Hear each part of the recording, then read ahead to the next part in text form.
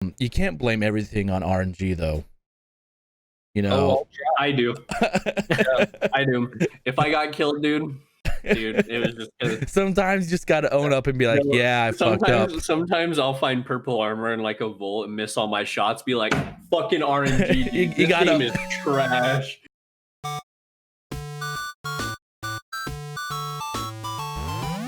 Okay, let's go. I'm hyped for this. Leo. Hype squad. Play me in, Scotty. Beam me up, Scotty. Okay, so welcome to 8-Bit Opinions. Hello, beautiful people. And welcome. I am Fosman, joined here by the boys, aka B-Mel. Almost did that 2 weeks in a row. The hype man. Hey, B-Mel. The hype man. Nosferatu Cam, the Christmas man. Hey, Cam. Christmas. And Zidane, the man. What's up, the guys? Actual man. And welcome to another episode of 8-Bit Opinions, a podcast where we talk about gaming news, and then just general shenanigans. Before we get started, I want to preface this by saying that we're going to talk about a bunch of different stuff tonight. So we would love to hear all of your feedback and comments in the comment section below, obviously. So whether you want to talk about ways we could improve, things you like and dislike about the podcast, or the awesome topics we're going to talk about, I just want to preface by saying we would love to hear from all of you. Yeah, so without further ado, let's just get into it. I'm sorry, I'm going to preface this by also saying, boys, I do feel a little off tonight because we are doing it. Like, these last few weeks have been kind of wonky for us, wouldn't you agree? Friday and I'm not on my Tuesday. raid schedule. Gotta be on the raid schedule for. I didn't hear any, like, you all kind of said something at the same time. I said Friday and Tuesday. It's kind of weird. Did I hear Right? raid schedule? Yeah, Cam has to be on a raid schedule, I guess. Yeah, I gotta be on raid schedule. I gotta be doing it every Thursday to be on. You gotta, What are you running? you gotta tame raiders like dogs, man. You gotta have them still, do like- the same thing. We're running an still- 8-Bit Opinion podcast. We got about 2-hour runtime normally. Yeah, sometimes we do it a little quicker, but Yeah. in my opinion, those quicker runs are less clean. Yeah. The loot isn't as good either. Bad Um, RNG.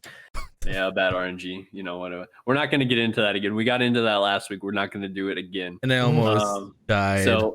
So handle yourself, Cameron.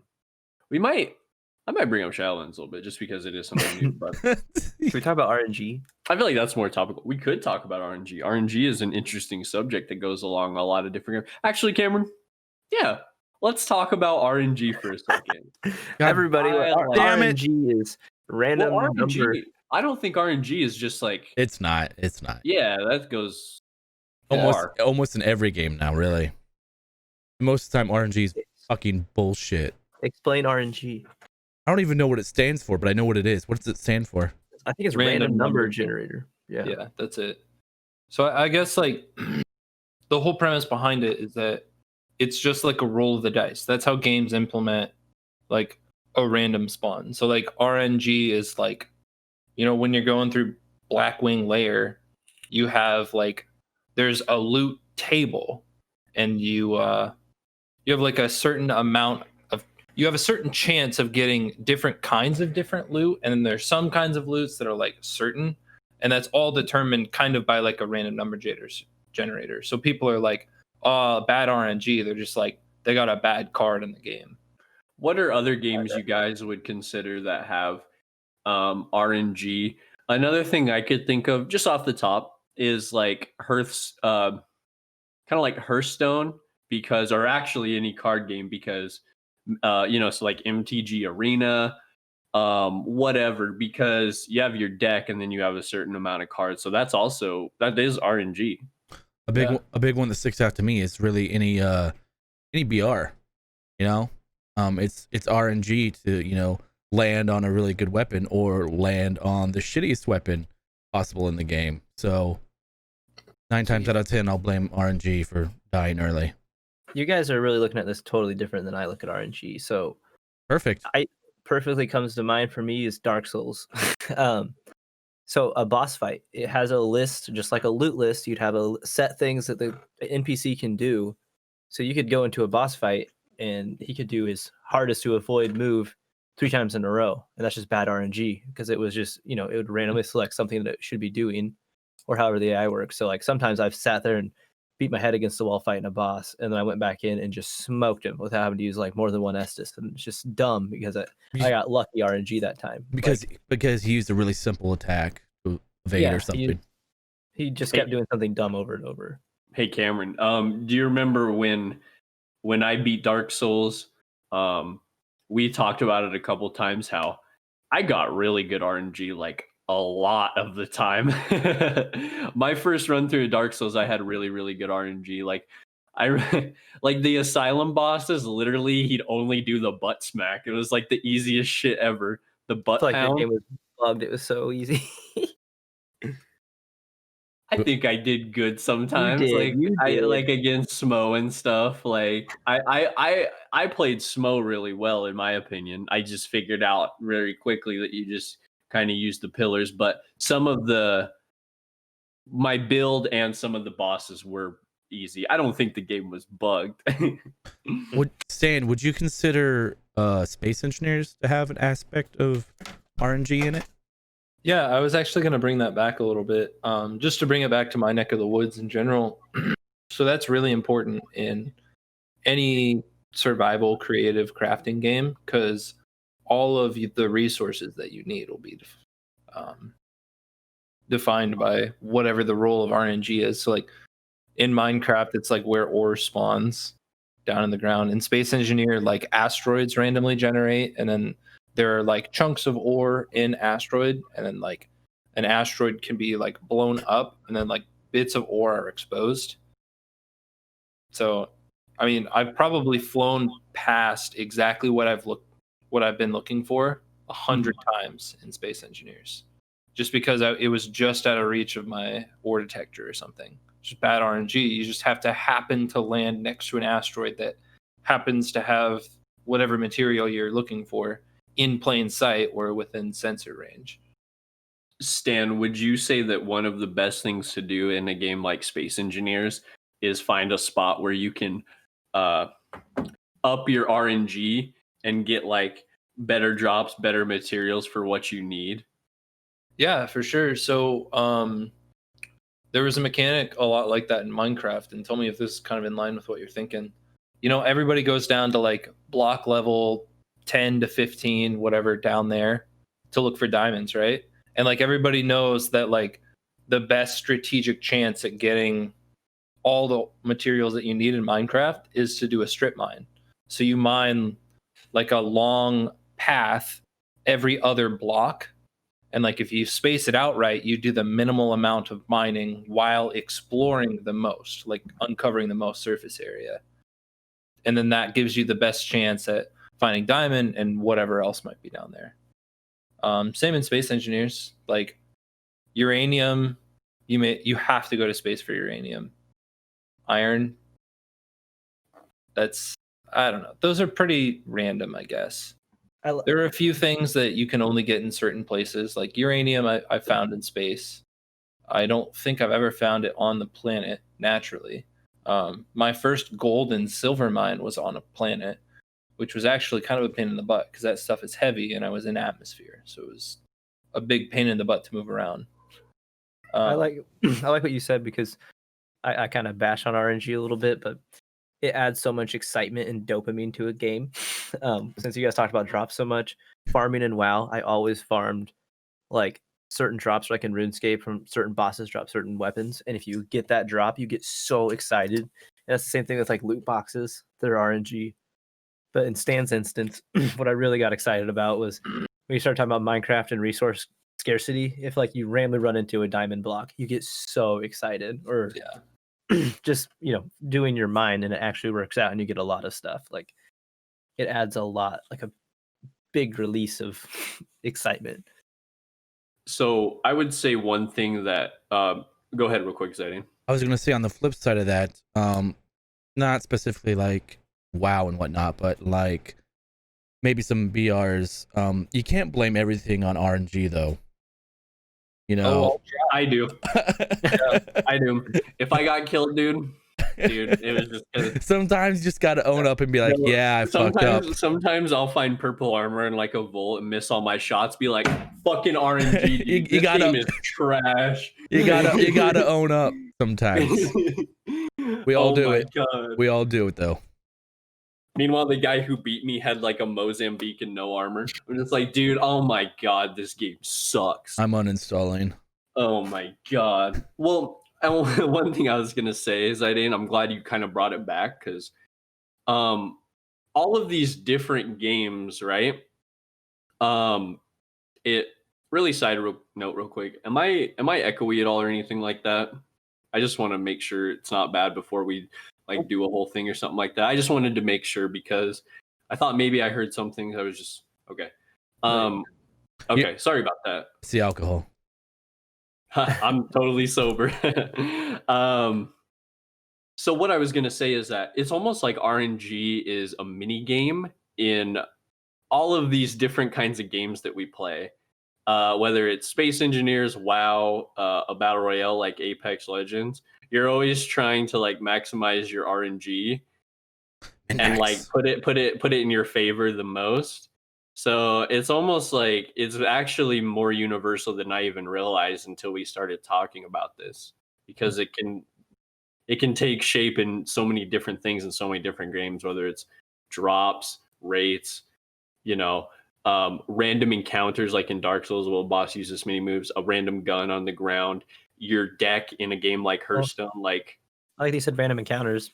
Like I don't play them, but Zidane plays them the most. But like a lot of JRPGs, you walk around the open world, or Pokemon. How far do you get to walk until you get stuck again? It reminds me of going like through the Zubat caves in the first Pokemon. Like, yeah, fuck it would that, be dude. constant. So the RNG in there was pumped up. It's like you got a half a chance every step to get an encounter. Yep, so. it was like every 3 steps, and it was like, fuck this, I'm done.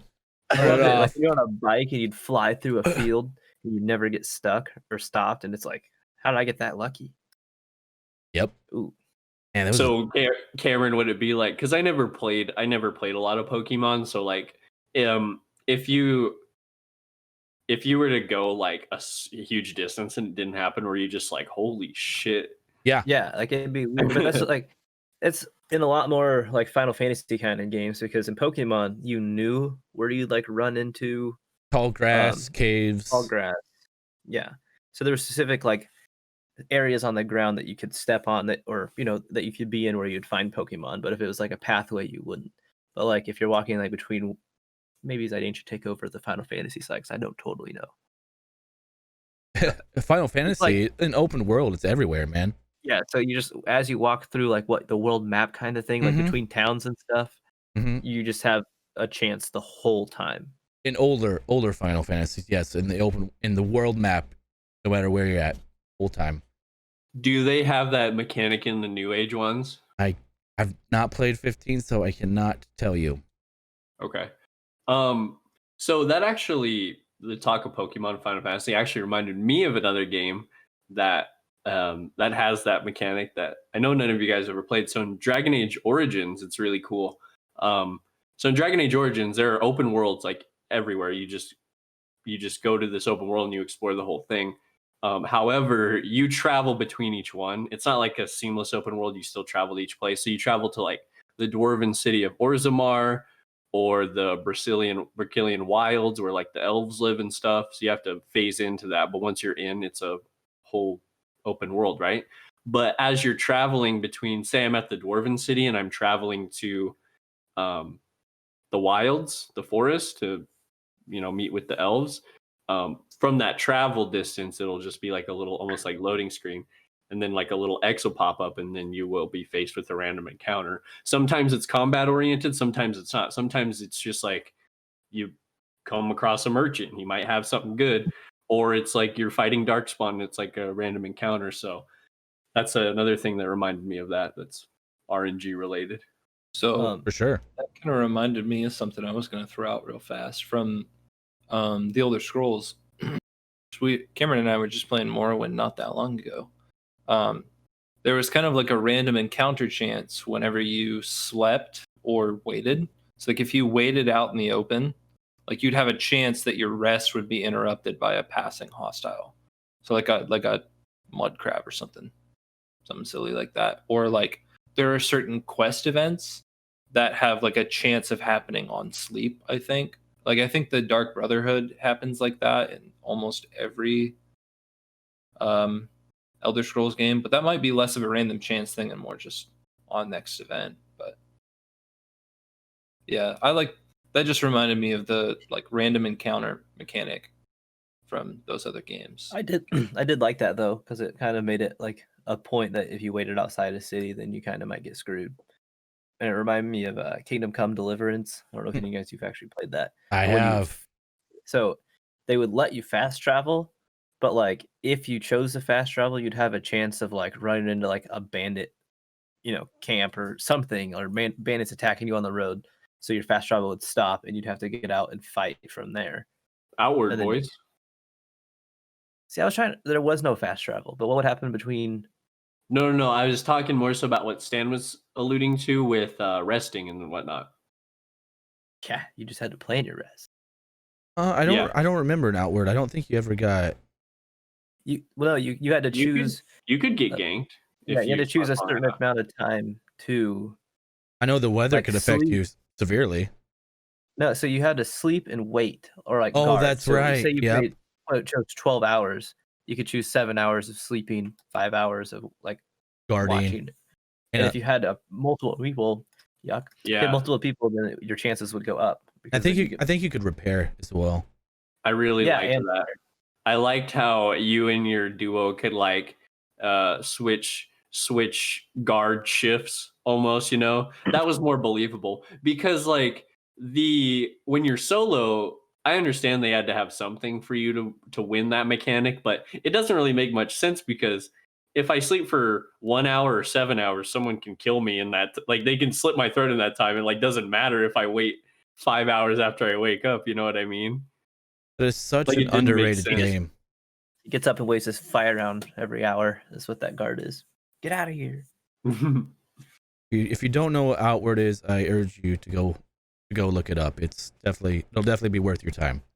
Also, there's a new DLC for it that just came out. So anybody who is a fan or wants to get back into it, there is new content for you available. So I might have to get back into. I think it. it's a new region, I believe.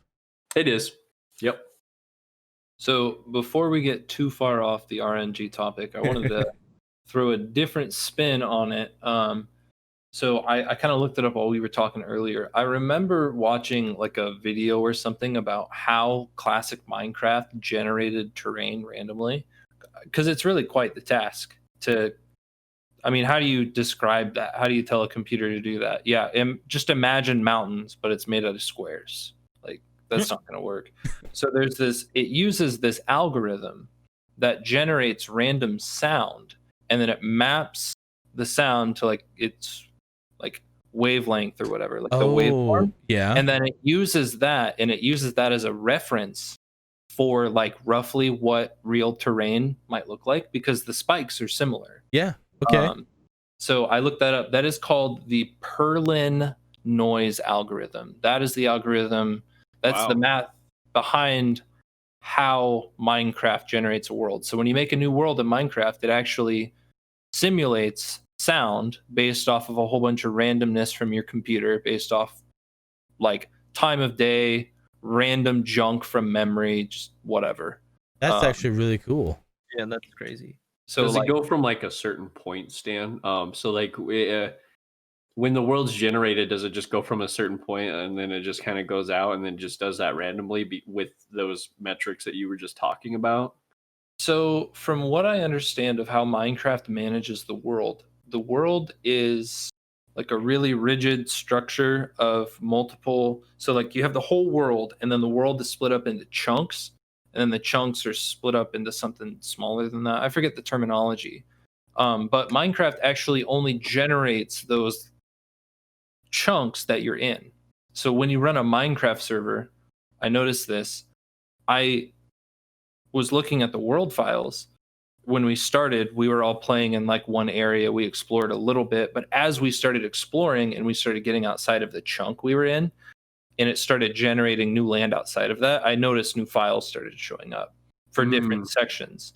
So That's it's like my follow-up question. It's really a staged process of like there are a lot of constraints that you have to work with, because like there's already terrain generated right next to it that you have to work with. There are rules for like different biomes. So like swamp, you can't have mountains in a swamp. You can have mountains in mountainy range, or you can have plains. So that's like different settings for the sound algorithm. It's really just the sound generates that little bit of extra randomness of literally what would the rough shape of terrain in this region look like. That's really interesting. One more time, what was that called? What was the term? The algorithm. It is called the Perlin noise algorithm. That is P as in Perlin, ERLIN. Can't say you can't learn something new from this podcast, man. Cannot say it, because that's definitely something that I learned, and I know a lot of people watching, they learn that as well, or they'll just front and say they'd already knew that in the comments. Yeah. It might be a little late. I should probably put a disclaimer on that. That is what I remember from a video I watched a while ago and what I found in Wikipedia while keeping up with this conversation. So like mind the inaccuracies, but it is the right accurate. It is the right algorithm, at least. The internet will always tell you you're wrong somehow, even if you got the whole thing right. So I'm sure it's fact checked. You are wrong for being here. One other thing we didn't mention about RNG that relies on RNG a ton are roguelites, however you call it. Oh yeah, Binding of Isaac. I mean, yep. You can just have the craziest runs where you just murder everything and don't stop. FTL. Or you could have a run where that's the main one I want to talk about. Risk of Rain.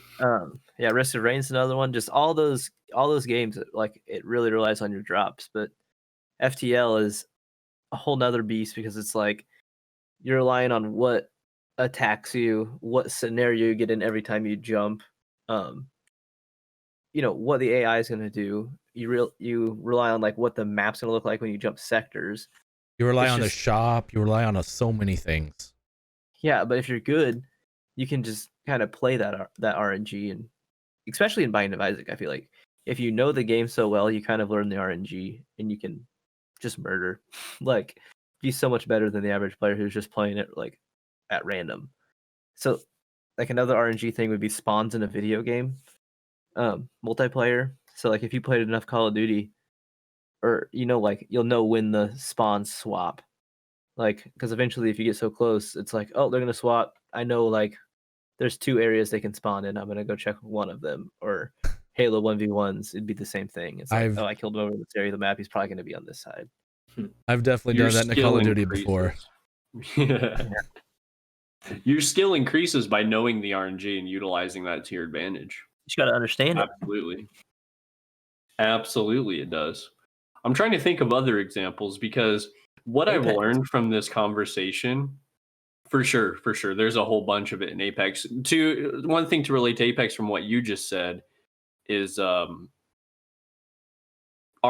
of knowing, this might skirt the line a little bit, but RNG of knowing where people will be. So like I know on all the maps like kind of where people will be after I beat somebody. RNG.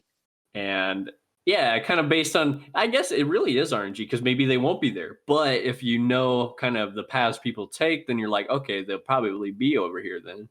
So that's definitely like another example of it. One example that I don't know if we talked about yet is weapon map drops.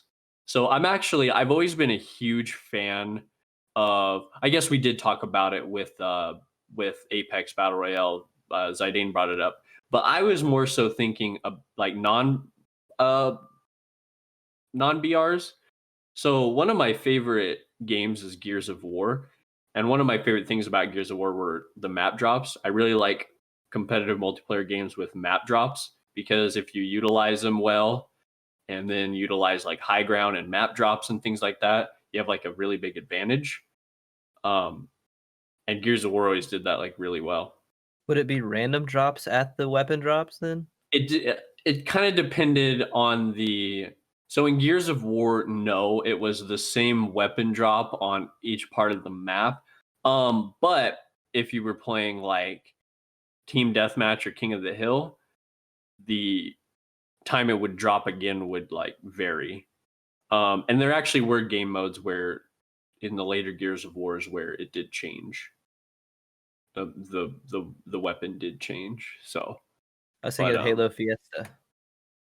yeah, that's another one. Every time you spawn, you In get the something Rumble random. Pit playlist, I love that one. Fiesta. You'd get like a I don't know, plasma rifle, and you're just like, fuck, man. We haven't played enough Halo 3. Unlucky. Yeah, Halo 4 just came out on Steam for the new one, so they're all there for anyone who wants to enjoy that. We just Be a need good 3. time. Yeah, I was gonna say 3 is like the upper echelon. Oh, that's weird. I feel True. like you'd be a 2 guy, Zidane. Absolutely We not. really 3 was played- where it was at. We played really Hell haven't yeah. played enough. I A played man the of shit. culture. I played the shit out of 3. Spartan Laser Man just fucking snipe people out of the sky. Spartan Laser in a Banshee. The missile poo. Bro, as soon as I was in like a warthog and I see that little laser ticking on me, I'm like, nope. Just jump out. Yeah, Until everybody does that. you absolutely should. I'm like, fuck this shit, I'm out. The plasma pistol stun in Halo 3. I mean, I guess that was a thing in all of the games, wasn't it? I don't Wasn't Halo remember. The plasma pistol was in Halo 1, yes. I don't remember if it was in Halo stunned 2. vehicles or not. Yeah. That was cool. I mean, just stun an enemy vehicle like a wraith and then just run up there and put a grenade on them.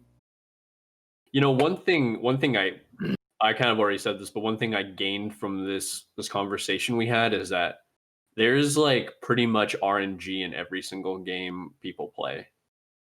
Mm-hmm. Kind of sure. the consensus I'm coming to with this. Sure. Well, yeah, I mean, it's just how you make content that isn't static all the time. Like, I wonder how much game imagine if Halo developers 3 was exactly the same, like every step of the way through. Like, imagine if every time you played Halo 3, like the enemies always spawn in the exact same locations. Like every scenario played out the exact same way. You always got the same loot. So, like, that'd be so boring. It's always got to play out with some set of numbers, though. Like, it can only do so much. Like a speed running. Like, I've seen videos out there, and I should have clicked on it at this point, but it was like this one dude beat Resident Evil 4 like with a world record, and the only way that anybody else is going to beat him at that world record is if they got like a 0.01% chance of something happening with the RNG. But it's like legitimate that he beat that. Is it? Well, do you know what the time is? Oh, I have no. I need to go look it up. Like I said, I wish I knew more about that particular video. But in other situations, it's just like if you're looking for a drop, you could base a whole speedrun around it. So the first 10 minutes, you might have to redo the first 10 minutes over and over and over again until you get that particular drop, and then continue the speedrun from there. Or, you know, an enemy does an attack that it normally doesn't, but it has it in its table, ruined your whole run, or, you know, something along the lines of that. It's just crazy to think that those people base world record times off of RNG in some games, especially like Dark Souls speedruns. So I just Googled it real quick. I don't know how much we can trust this source, but it's 1 hour and 21 minutes. Oh my god. That is dumb fast. Game People took beat me months.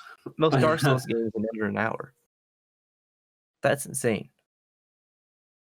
I don't understand how you could do that, Cameron. You just gotta grind it until you know everything. Let's know. I know, Lots but of- I'm honestly talking about like from the content that you have to accomplish. Like that almost seems like impossible without cheating. I know they did it. I'm just constantly saying. Like, Wing. You're doing you in Apex. Just Old straight to W. all the bosses you have to kill. Old And they W. kill them without having to get any extra equipment, basically. They know the perfect items pick up along the way to hurt its weakness, and they just smoke the bosses and run to the next one. yeah, man, that's crazy. Dark Souls 1 is cake speedrun. You got to kill 2 bosses, and then you can go kill Ornstein and Smo, and then you got 4 more, and then the final boss. I mean, what you're describing sounds exactly like a boss fight in WoW. I remember when that's they Good. like I would see these guys who did Nintendo 64, Super Mario 64, and they'd get all the stars within like I don't know, a ridiculous amount of time, like 4 hours or something like that, probably less. And then like I'm just sitting there thinking, like, dude, that game actually took me. I'm not joking. It took me like a couple years. Backwards, like running upstairs, long jumping backwards, just skip up. I've seen Mario speedruns. They're awesome.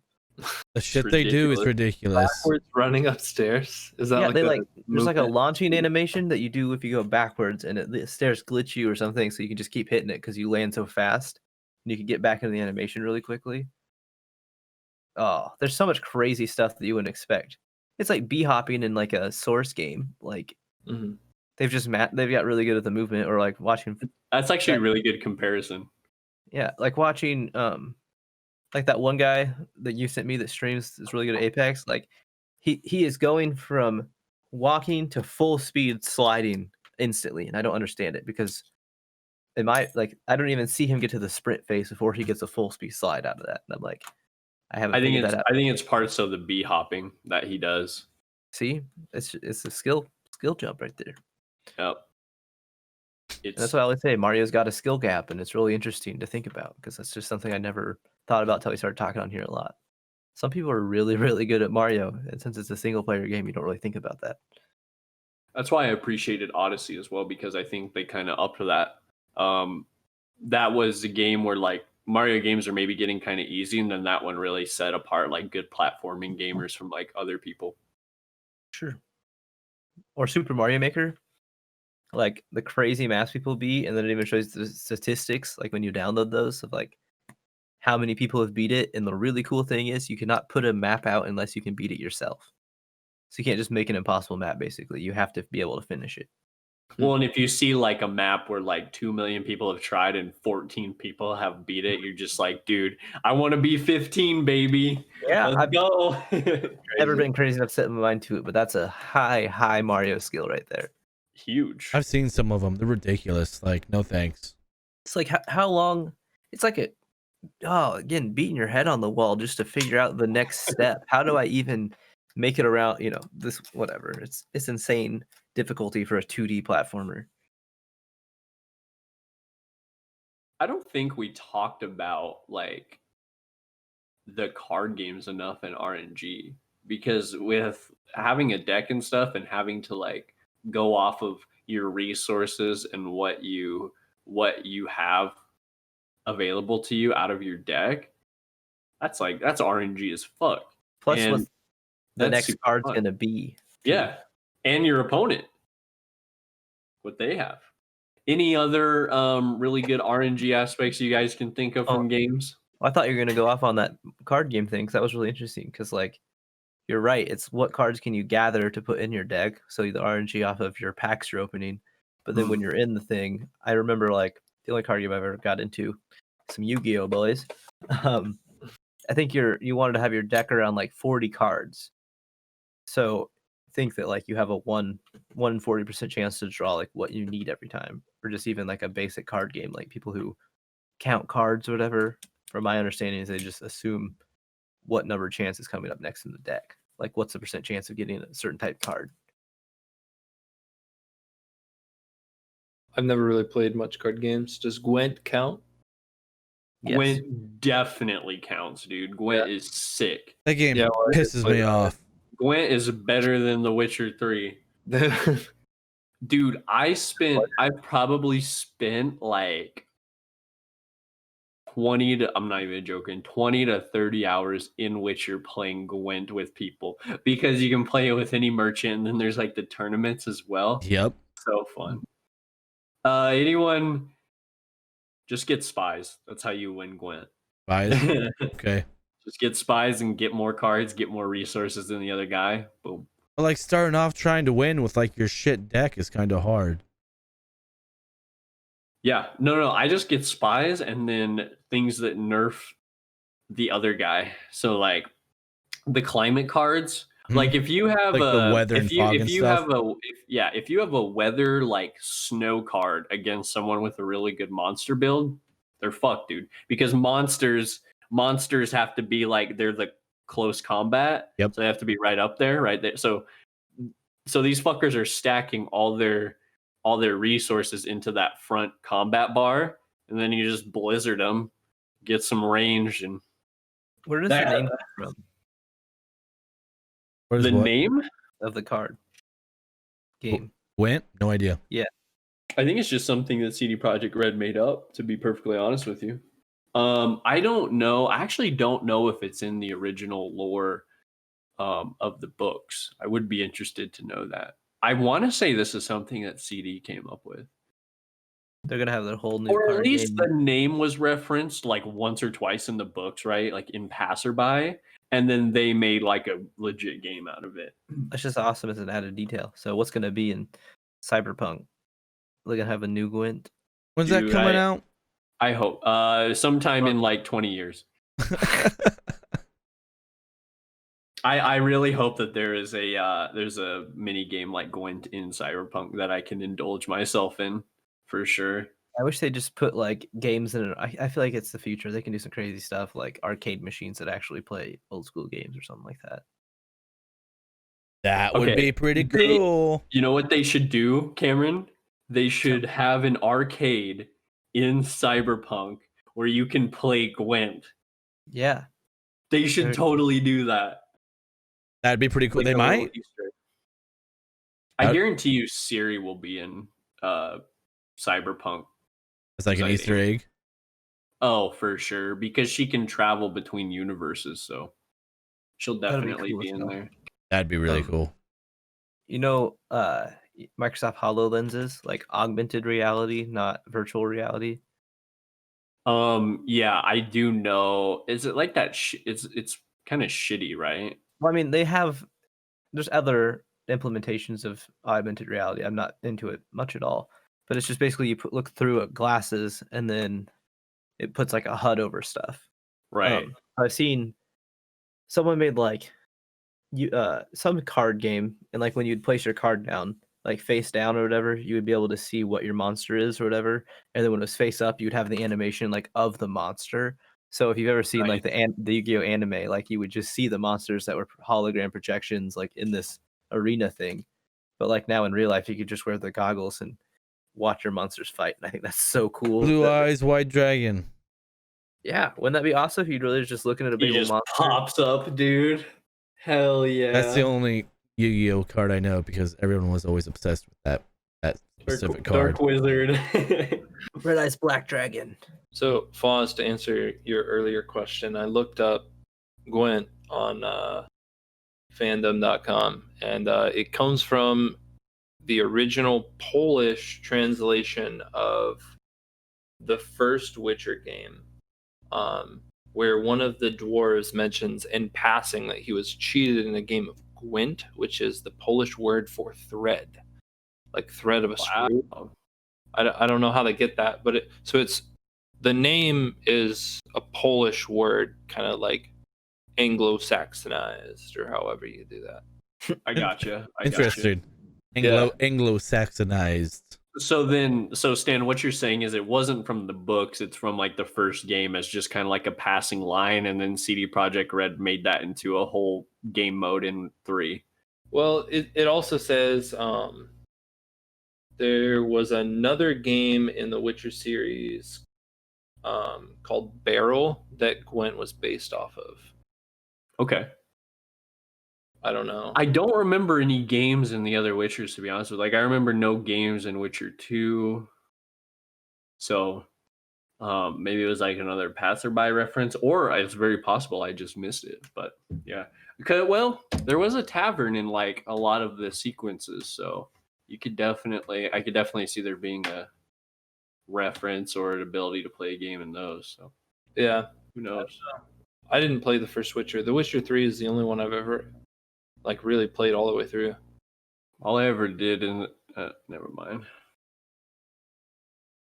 Stupid joke. Don't do it, Fosman. Don't do it.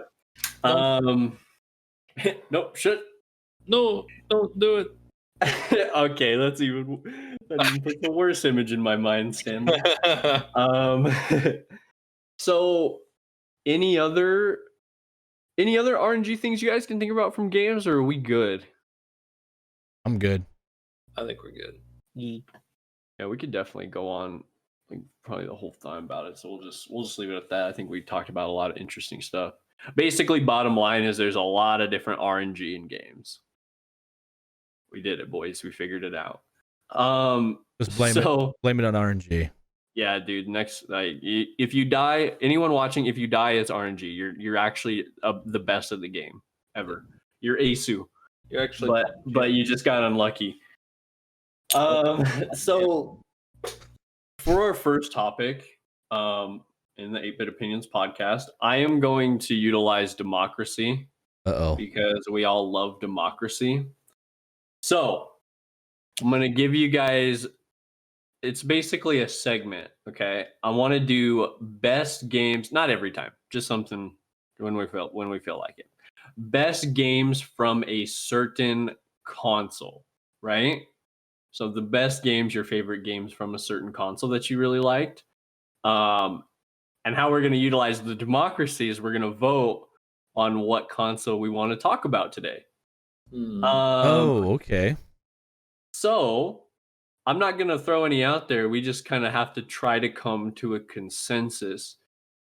I would say I'm just going to lead by saying my vote would probably be the PlayStation 2 because I have a lot of games that I really like on there. PS2 or N64? I don't feel like I'm going to have a lot to bring to PlayStation 2 or N64 conversation. How about NES or SNES? I didn't play a lot of the NES, unfortunately. How about the sneeze? The sneeze. I can do the sneeze. I kind of want PlayStation 2 though. I'm kind of sad right now. What'd you say, Cam? Or N64? I'm the deciding vote here. Yeah. Kind of are. I could honestly talk about any system though, so that's You know what? I had a PlayStation 2 as a kid. Let's go. I'm voting PlayStation 2. Let's go. All right then. My vote doesn't matter. Yeah. PlayStation 2 it is. Yeah, PlayStation 2. Okay, so what we're gonna do is best games from the PlayStation 2 console. What's up, Cameron? All right, and it's hands down my favorite. In our eyes, what is our favorite game? Yeah, for sure. The best games. By the way, I don't know if I made this weird, but like I actually didn't mean your favorite game. I just meant the best game. So you can list off a bunch if you want. I just wanted to say that before I just want to say two in particular. I have a lot, but I'm just gonna say two for now. Baldur's Gate Dark Alliance 1 and 2. Fantastic games. I still go back and play those games. What's your favorite thing about them? The RNG. No. I don't know, just the classes and the characters, because it's really fun to be the human archer, and just the combat. I mean, it's just there's not games like that anymore. Like the closest thing's Diablo, but it's just way, way over the top. In those games, you had X to hit, circle to use your magic, square to use your potion. I think triangle was like change weapon. And then, I mean, you could block and hit and do magic, or you could switch to like a bow and shoot the bow. Like it was just very, very simple combat, but you still had a lot of different enemies. We get random drops, and then there'd be like boss fights, and the boss fights were always much more epic than anything else because they got big enemies that were like actually hard to kill. And so it's kind of like the same reason. It's kind of like the same reason you like Dark Souls, Cameron. It's really like the gameplay is really good and it's really fun to play, basically. Yeah, but it's just so different. I mean, I don't know very many like top-down dungeon crawler RPGs like that. Okay. And just very memorable characters. Like I always think of like the first merchant in the first game, like in the tavern. Just like, I can't quote things like Foz can out of Apex. I wish I could, because I'd totally quote that weird son of a gun. I'm sure anyone who's played it, they know exactly what you're talking I hear his voice, but I don't know what he's saying. We're watching some clips of this after this podcast, boys. I have a I have a question for you, Zaiden. Uh-oh. So you There's a game that I wanted to ask you about because I only played a little bit, but it always interests me quite a bit. What you It was got? Dark Chronicle or Dark Cloud Dark from Cloud. the PlayStation 2. It's behind me. You've played that game. I haven't. Really? I Mm-mm. thought you did. That's my bad. Okay. All right. I played a little bit of the second one. Didn't play it all the way through. Okay. I feel like I remember my brother playing that. Is the cover like a blonde-haired kid with a red? Yep. Yes. Yeah, I don't know what that game That's was. the first one, I think. I know a lot of people really like it. Was it like Harvest Moon? No, it was an RPG. Hold on. Yep. You keep talking. I'll be right back. Yeah, I 100% remember it, but I don't remember the gameplay. Do you know a game I really liked from the PlayStation 2 while he goes and grabs that? It's going to be a little different from like what we've been talking about. And it wasn't exclusive to the PlayStation 2, so that's on me. But Grand Theft Auto Vice City is always my favorite of the Grand Theft Auto genre. I fucking love that game, dude. I'm sorry. Did I take it, Stan? Yeah, you did. Well, Gosh, dang it. Not quite. I was gonna say San Andreas. I respect that. So why do you like? Okay, so why do you like San Andreas more than Vice City? Because I remembered it before I remembered Vice City. You just played that one more. Yeah. I'm Okay. a big 3 guy, boys. PlayStation 2. Really? Time ago for me.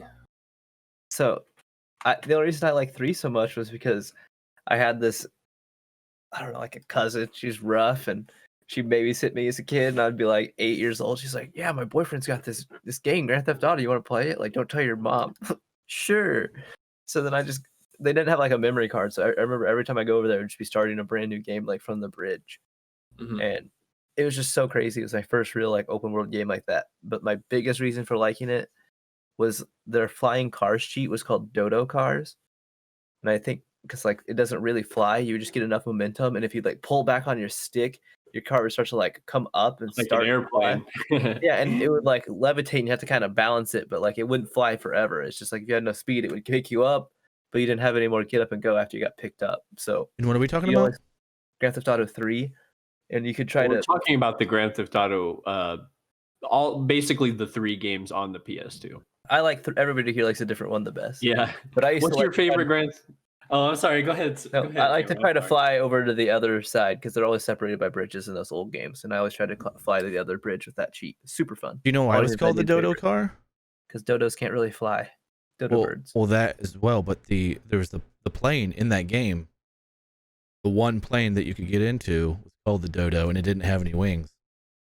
Really? Yeah, and you could try to. Awesome. You could fly just like how you're describing. You wouldn't be. It's really difficult to fly, and you would 9 times out of 10 crash. So, dudes, I was just gonna say, Grand Theft Auto cheat codes. Am I right? Like, who went to their parents' computer and printed off like a list of cheat codes for Grand Theft Auto and took it back to the living room with them? We didn't have no I did that. printer. You just had to write out the shapes on a notebook piece of paper. Yeah, that's what That's what I did. Oh man, that was before you could just take a picture of the screen with your phone. How did you do? What did we do? Fucking Yeah, Stone well, Age.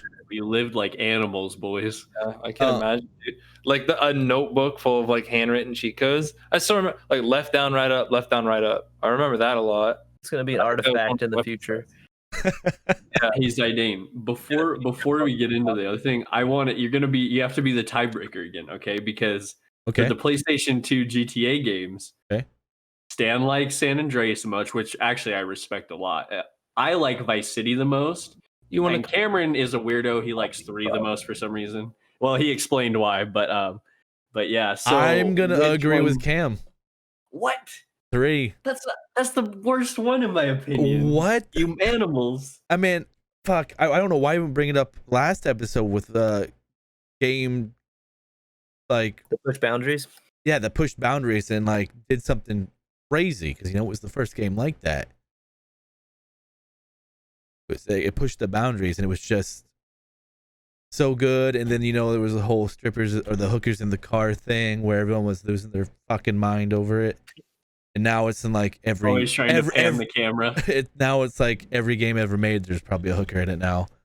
But it was just, I remember it like the first time I played it, I was just like, wow, this is so crazy. When you start off on the bridge, you walk down, and the whole world is there. It's an oyster, you know. You just do whatever the hell you want, and there was, at the time, obviously, there was nothing really like it, and it's definitely, in my eyes, the best one.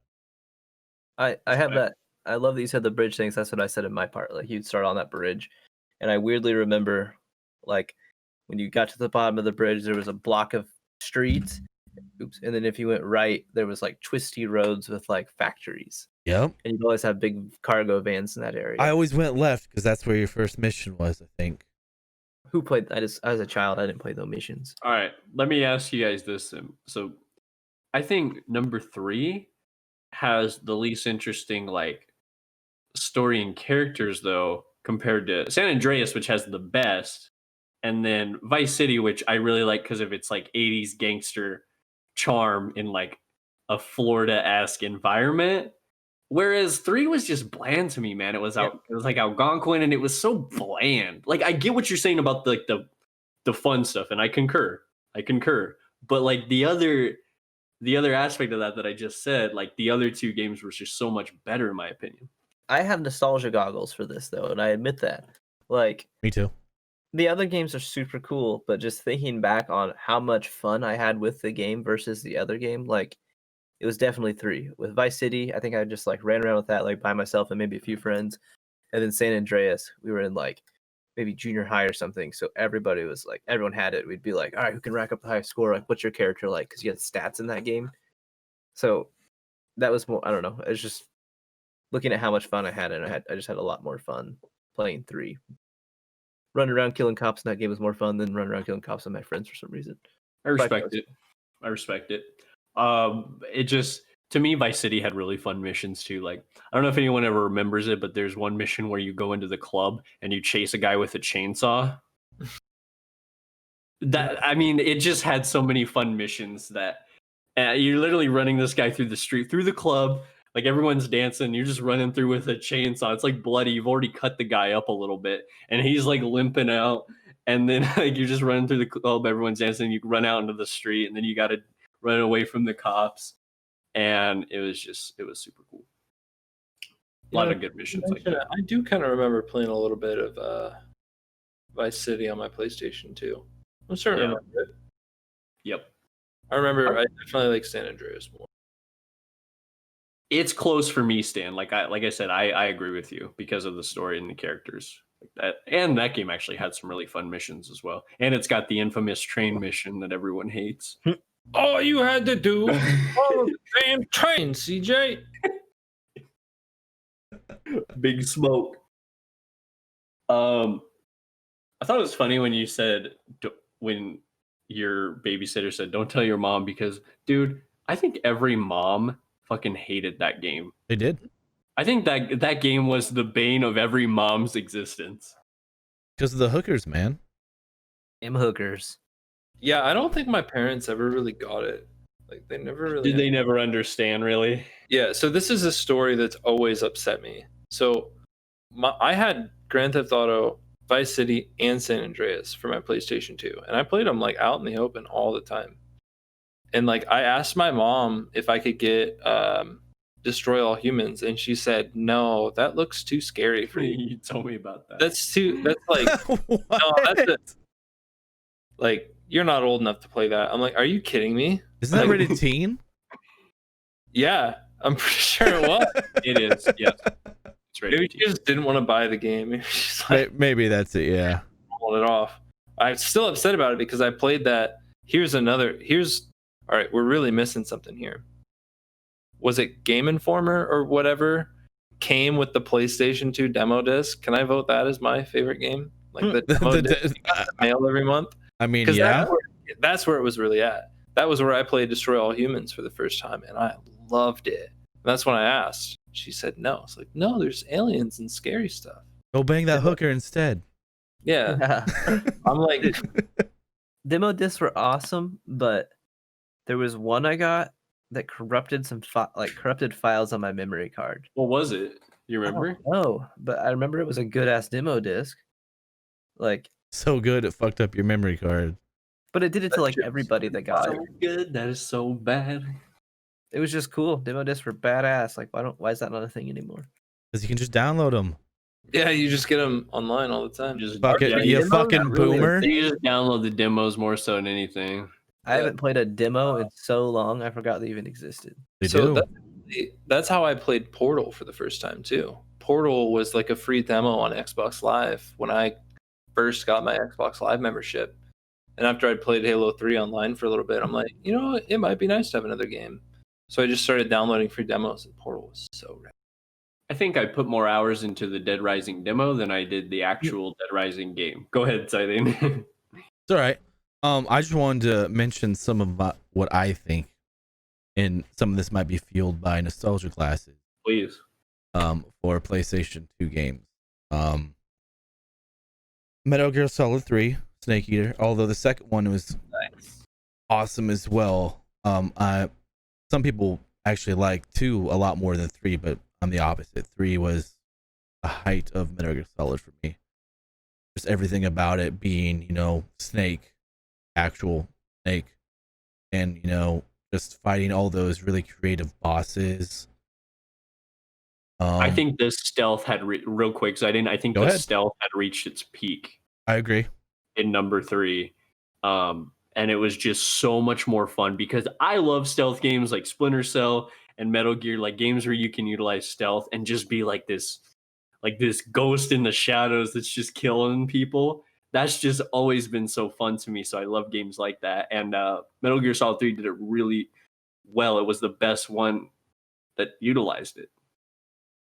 And that final fight with Big Boss at the end is just in the music, and then the very end he's saluting and it's just I'm crying, and then all kinds of weird stuff's happening. All these emotions. Yeah, I don't know what to do with them. Another one that might not be on the top of a lot of people's lists, but the Rockstar game, Manhunt. Does anybody know what this is, first of all? I don't. Yes. Manhunt? I never played it, but I know exactly what it is. All right, so I'll give you a little synopsis here. You play a prisoner on death row who gets broken out by some guy, I forget his name, who makes snuff films. Yeah, and you are to be his new star. So you play throughout the story, essentially making these films for him, and then eventually, I mean, your goal is to get to the end and kill this guy because he's framed you for something else again. I think it was murder, and you're going to go back to jail. Wow. He murdered a lot more people on film to prove you were innocent. I don't know how that works, but anyway, like you're running around, you're executing people. It almost didn't get released. It's rated M. It almost got like adult only, which the infamous A rating, which is like a death sentence for video games. Really? Yeah, they had to tone it back. Like they had to because it showed everything. Like when you had a machete, you know, you'd sneak up behind him. Like you had to hold X or something and it'd be green. The circle would pop up and it'd be green, yellow, and then red. And red was like the most gruesome execution. So, you know, you'd be just hacking away and you'd hear like the thud as you like smack their neck, and then their head would. Anyway, I'm not going to go into a lot more detail, but Press F to commit murder. Pretty much, you just run around murdering people, and I don't really like a game like Manhunt would not be made today. No way, no how, not no way. When you upload this video, make sure to click the checkbox. Yes, it's made for kids. Will do. Gosh. Yeah, it's crazy. That's crazy. I urge you to, you know, YouTube some stuff after this podcast to see it. I mean, a lot of it's going to be blurred out because they had to do that for the M rating, but it's crazy. You probably don't remember, but do you know who's the company who made this? Rockstar. No shit. Like I'm 99% sure it was Rockstar. Yeah, you opened on that. I'm surprised that Stan and Foz have not heard of this. It's and they actually made a second one, which was not as good as the first, but Manhunt. And Like there's like a guy with a pig head running around who kills people too, and Pigsy, he was the final boss. yeah, Like and then he runs around with a Yeah, man. chainsaw, and you actually end up taking it from him and then spilling his guts all over the floor with his chainsaw. I remember like a scene of someone like asphyxiating on like a plastic bag you put over their head. Yep, and then he beat the shit out of him. Yeah, it's crazy. It's insane. And the last brutal. one, I think it came out around the beginning of the PS2 era, called The Bouncer. It's not by any means a good game. It's by I'm not sure if it was Squaresoft or Square Enix at that time, whichever Square it was. It was pre Final Fantasy X. I think at that time it would be soft, correct? I don't remember when the switch happened. Okay. And you play as these 3 bodyguards in this club. Some evil guys come take the girl, and it's a beat 'em up. And there's 3 characters to choose from. It's just there's filled with nostalgia for me because there was many late nights trying to beat this game. And it by no means was it a hard game, but at that time I was really bad at video games. It was really fun, and the crazy thing about it, it ran at a crispy 60 FPS. Like that, Really? Ooh, like, Wow. that doesn't happen on PS2 No, that's software that's impressive. or hardware. Like that's not a thing. I don't know how they did it, but they did it in like 2000. You know what's Oh. the funniest part about the game is that these bouncers deserve a fucking raise, dude. They go out of their way. They take their job so seriously, man. They go so out of their way to save them. And like you can like do combos with your with your teammates. Like one guy will be like, "Let's go," and then you push whatever combination it is, and then some crazy theatrical like RPG combo will happen, and you'll murder everybody on the screen. It's really cool. Hell yeah. So I know someone else has something else. Give it to me. So I have a couple of different games that are kind of out of left field here. Much different from what you guys have been talking about. I think that's just because I'm younger than you guys. that's good though. Different is good. So one of the first things for me with PlayStation is the Sly Cooper series. So the Sly Cooper series is a series of games. I think there were 3. Yes. There were 3 on the PlayStation 2. You were a little raccoon, and you and your hippopotamus and turtle buddy ran around solving puzzles and whacking bad guys with a stick. You were raccoon with a staff. That's what I loved about that game. Yeah, and you could pickpocket people and sneak around. It was a really fun game. It was cool. It's like a mascot platformer of the time. It really was. I agree. It was huge. It was a really good game. I played through that a lot, and there were a lot of really interesting characters. So I still remember a couple of the boss fights. There was like a French lizard guy who was a bad guy. The like mega boss for the whole game was like this evil bird, like Clockwork something. Yep. Sounds about right. Your family for like, he's like the arch nemesis in every game, and you blow him up at the end of Sly Cooper 3. Wow, that might be. That might be the only boss fight I remember enough to describe. Is the salamander character or whatever he was. I mean, there was a tiger guy. I remember tiger guy. Like as you say these the bosses, I vaguely remember them. Yeah, because the tiger guy was. I mean, the settings in that game were amazing. So like, there was like a really well done like French city, like a really well done like Indian. It was almost kind of like a rainforest setting. Is that a thing? I don't know if that's correct. There was another one where, like in Sly Cooper 3, there's like a flying station in the sky. There's like a winter scene with train tracks and like moose and stuff you have to run around in. It's like a what's the word I'm looking for? Lumber mill in a wintry scene. And I remember as Sly Cooper, there were like one of the mechanics of some of the challenges where that the blades would spin and stop at certain points, and when they stopped, you could jump and land on them, because one of the special abilities he has is that he can land on pointy objects. So he can jump on land on one of those, wait for the time, hop to the next one. Something else cool from that one, or something else cool from the PlayStation 2 era that I really liked was the I played Sonic Heroes a lot. That was like the only Sonic game I ever played. That one was really cool because there were like 4 different teams that you, and if I remember correctly, you had to unlock some of them, and then you would play through the game as each team, and each team had their own like storyline that kind of happened parallel to each other, if I remember correctly. So I like remember Sonic on the PlayStation. It's Sonic Heroes, yeah, It's Sonic bad. Heroes for the PlayStation 2, for sure. I just remember any Sonic game I ever played was on the GameCube. I'm not a big Sonic guy, so I guess I don't really know.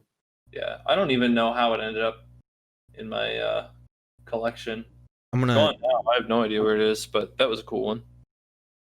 I don't have much to say about that other than, yeah, I played it a lot. I played a lot of Grand Theft Auto San Andreas. I never beat the game. I did play through it a couple times. I'd do some missions. I was more about screwing off, though. I liked the Turf Wars. That was fun. I got to that point in a couple playthroughs. Sorry, team. Had to help my mom. I did hear all those games, but so Sorry. there was a mechanic in San Andreas where kind of at random, certain territories that your gang owned would fall under attack by enemy gangs, and you would have to go there and kill so many enemies to stop the attack and Damn clear RNG. everything up. And like I was always on San Andreas just to screw around with cheat codes anyway, so I was normally like flying around, and I remember the fighter jet was called the Hydra, so I'd just take one of those over there. The jetpack was the best cheat The code. in San jetpack was Andreas. cool. I remember getting the jetpack and trying to fly to the top of the tallest tower or the tallest building in the game. Which I think, just getting anything you could fly and just try to go as high as possible. yeah, that building was cool because you could go up there and you'd spawn stuff, so like a jetpack or a parachute, or you could spawn a helicopter there and take off. I'd go up there and spawn another one of those hydras and fly off, and then you'd go try to explore one of those other islands that you haven't unlocked yet, and you'd get 5 stars immediately, and they'd send fighter jets after you. So, like it. a game that I really liked from the PlayStation 2, and I've never even been the biggest guy when it comes to fighting games, but Soul Calibur 2 for the PlayStation 2 is was on my list. probably probably one of my favorite fighting games. I got hooked into it because I thought like all the different characters in it were really cool and badass. So I liked being all like, I'm gonna be honest for a second. In Mortal Kombat, everyone looks like a fucking ninja. Like it's boring to me, man. Whereas in Soul Calibur, like everyone looks so different and they looked awesome. And then the gameplay itself was super fun and the story. And they used so many different weapons. That was the cool thing. Each character was a different weapon type. Nightmare. Oh.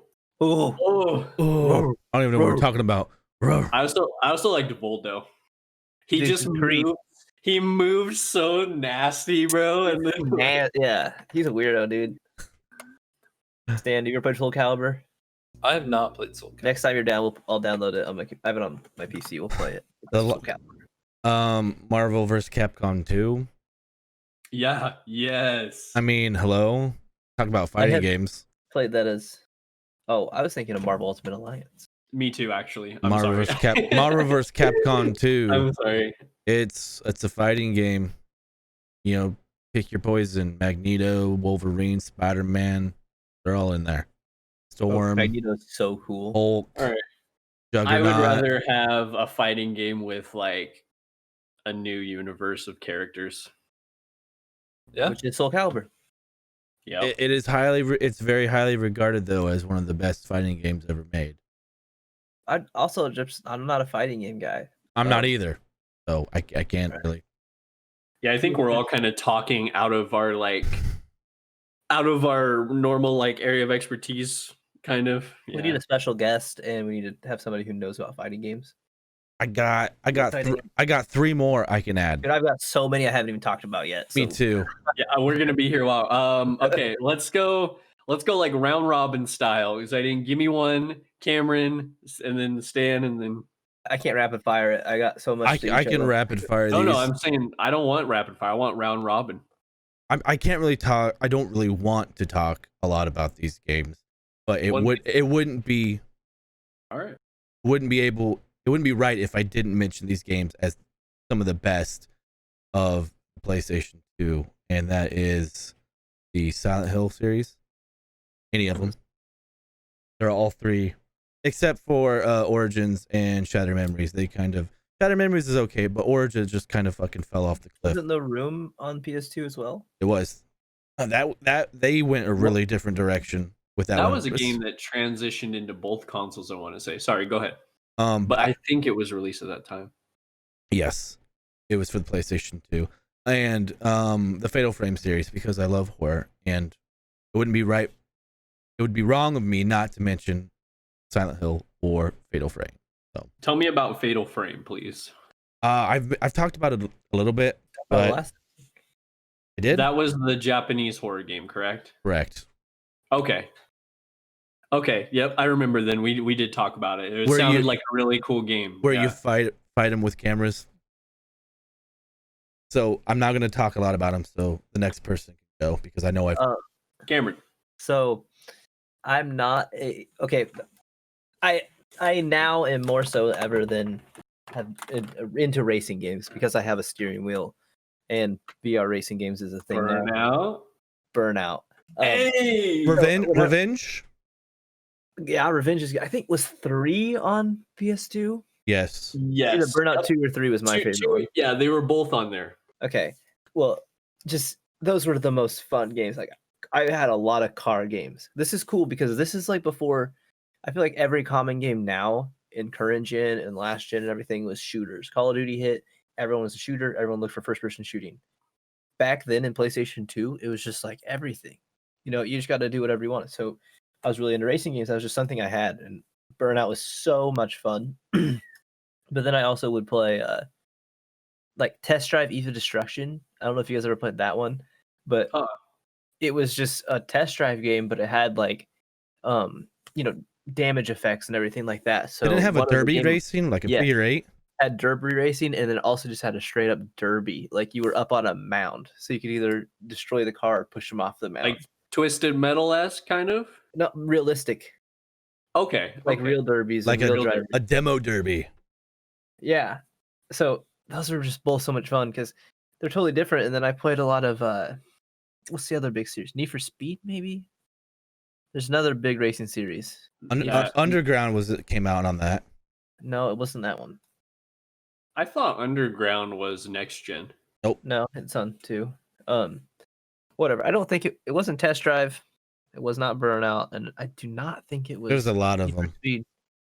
Yeah, I don't know. So just the old racing games, like street racing, was so much fun. Man, I want to know what game that was. Do you know a similarity those two have, Cameron? And I don't know about the second one you talked about, but Burnout. One of the things I liked the most was how hardcore the crashing was. That's what it was about. That's why I don't consider it like exactly. It's like the name is Burnout, right? Yeah, it's an arcade racer. Yeah, you could win the game just by wrecking everybody. And then I remember when you got faster, crazier cars, you had the longest boost gauge. Like eventually, go like across your whole bottom of your screen, you could just boost like. Oh yeah, racing games used to be so much cooler and less serious. One of my favorite things about Revenge was the crash mode. Do you know what I'm talking about? Did you steer your wreck? You pick your vehicle, whether it be a really heavy one or a light one, and you try and you get launched into an intersection, and you'd have to cause as much damage as humanly possible. And if you did enough damage, you could push R2 and build up an explosion.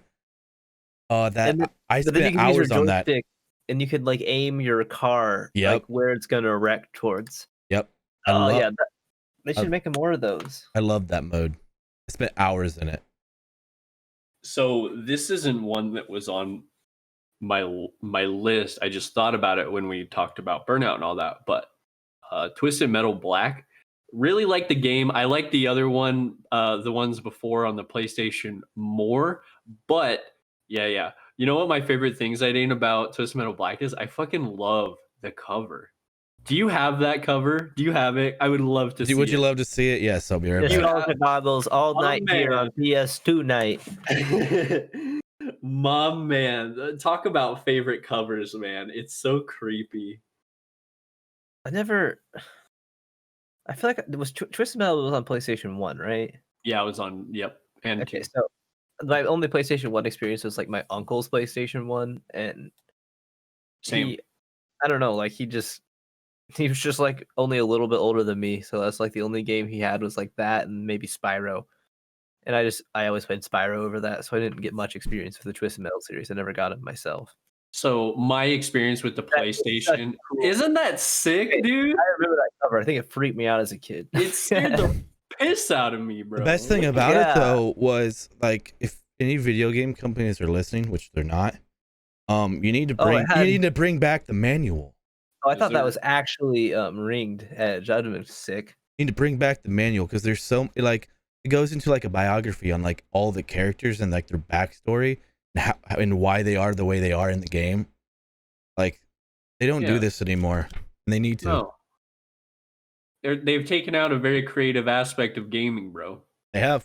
I used to get excited when they'd stuff like extra shit, even if it was just like a little advertisement, and then my 48-hour time, just extra stuff, the better. Or like in the old Oblivion and Skyrim, they stuffed a map in there. Just There's so many games back there that have maps. I still have both the maps. For posters, that was another thing that a lot of games had maps and posters. Oh, bring them back. I have some of the Elder Scrolls Anthology series posters framed, hanging in my living room. I love those. That's actually really cool. I remember whenever I would get a new game as a kid, I would obsessively read over the little booklet in the game on the drive home. I think we all did. Yeah, I would open the game. I would open the game as soon as I got in the car and we started moving, and I'd start reading through like, what are the controls? And I remember, like some of the Halo games, they used to come with neat little lore and stuff in the manual. I'm sure it was the same for quite a few PS2 games. I don't know if I ever had a brand new PlayStation 2 game though. I think they were all secondhand from pawn shop downtown. Manuals were pre-cell phone poop reading material. It really was. I mean, on the way home, you're like, "Fuck, I've already looked at the box enough," Put them next to all the magazines. Worth it. By the toilet. Mm-hmm. Stan, do you have any other? Because I have another one I want to talk about, but I wanted to give you. I do too. Do you have any other? Dude, this is so good. I love this that we did this. Do you have any other ones that you wanted to talk about right now? I'm really trying here, but I did think of one other game that I played on the PlayStation 2 that I was just thinking about. I don't even know if it goes on a list. Just I remember playing it and I kind of want to download it and play it again. Pac-Man World 2 was that 3D. Yeah, it's just a 3D, like basically 3D platformer Pac-Man game. You collect the dots. There's like timing mechanics. There's running away from stuff. That was a cool game. I might have maybe had. Was there like a Star Wars pod racing game? I had some kind of. That was on the 64. I want to say I had some kind of futuristic racing game that were kind of like pod racing. I don't think it was a Star Wars game. I probably have it. I just don't want to look for it. The only one I had on PS2, Stan, was Star Wars related, was Battlefront. You did have vehicles. Yeah, okay. I didn't think so. That belongs up high on the list. Oh, for sure, dude. That game is sick. That game is amazing. Full scale Star Wars war. Are you kidding me? That's awesome. Now, those are some pretty good ones, Stan. I cannot talk about the PlayStation 2 without, and actually, Stan was talking about this when I was gone, and I wanted to kind of bring it back to that. He was talking Cooper. about Sly Cooper and Cooper. mascot games. To me, one of the biggest mascot games of the PlayStation 2 is Jack and Daxter.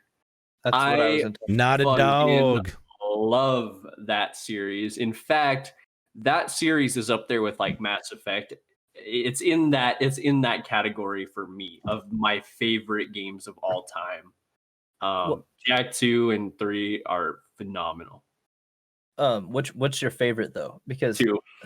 I think so. I think we've talked about this because we have a little bit. Yep. Jack and Daxter 1 was so hard. Like I never beat that game. Like it was really hard, and then I think that they made it much easier, or I was just like at that age where I could not beat it as a kid, and then I was. I struggled quite a bit with 3. I grinded that game hard. That game kicked my ass. I had a strategy guide for it, so I knew where all the precursor the eggs were like hidden in that game. So they were used as like a really special currency inside like your weird pause wheel, because the pause wheel in that game was like a blue like futuristic circle with like hexagon tabs. There was like 4 on each side, and one of them, I don't know why I remember that so well. It's weird.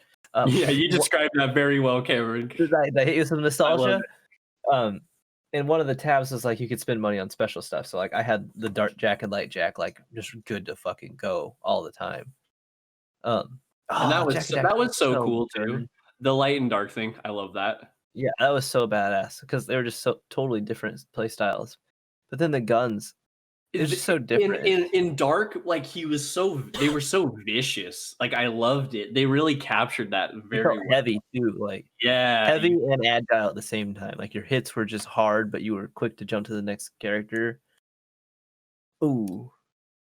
Damn. And it had a big old finishing like jump slam where like black lightning shot out of you and hit everybody. Yeah, I mean that game, like I said, I could go on and on about that game because that game was a massive part of my childhood, and like I said, I put it up there with Mass Effect and some of my favorite games of all time. So I had to talk about it, and to me, it's also a mascot game. That might just be like my personal opinion because I hold it in such high regards, but it was it describes that console to me. Love Jack and Daxter.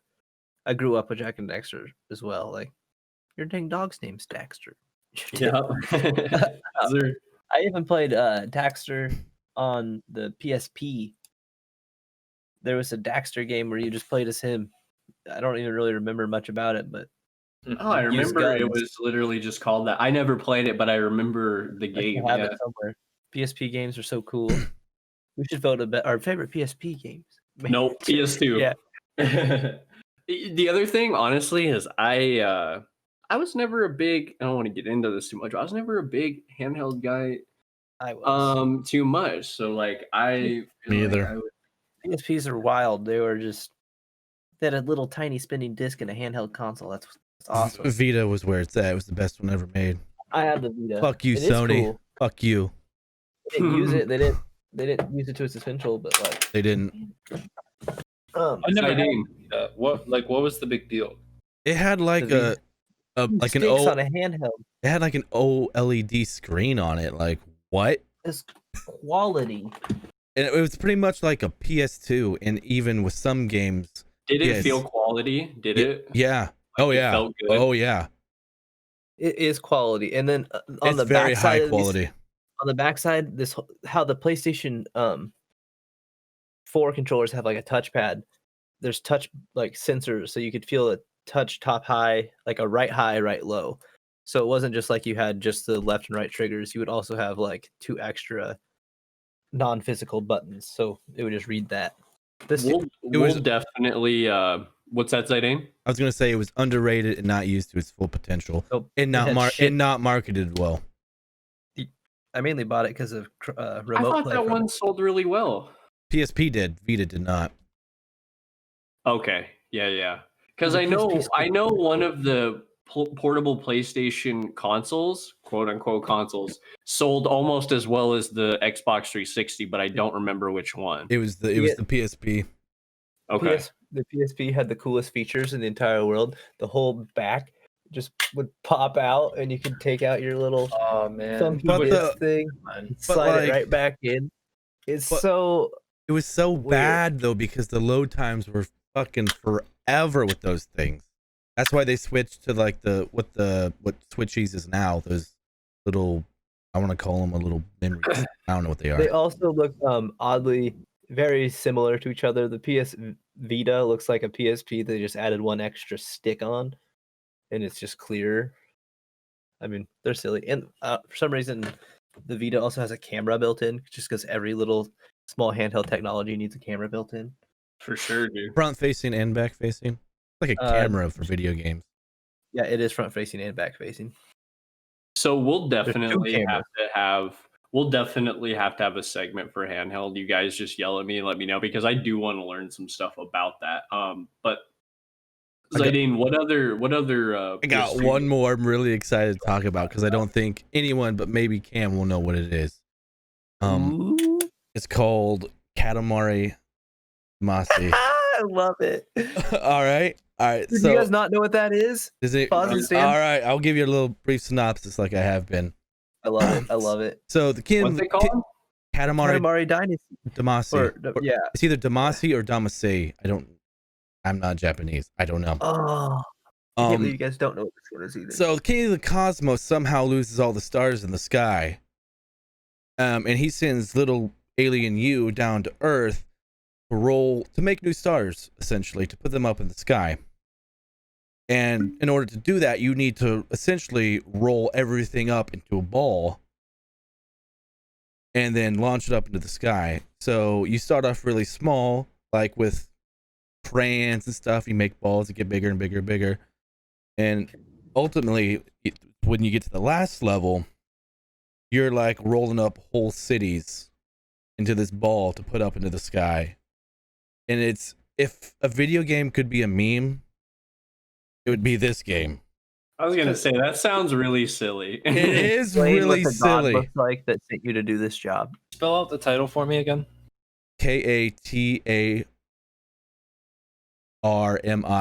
KATARMIDAMACY. What?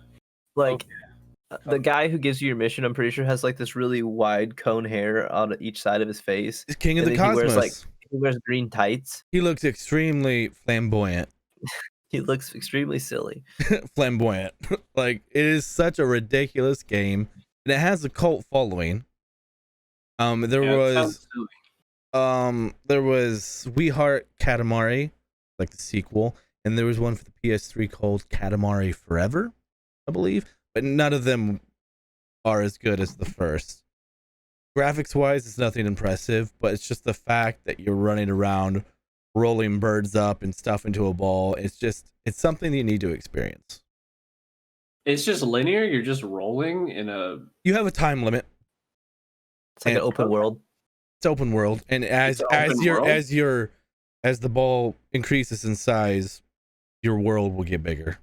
Man, Like, this is silly.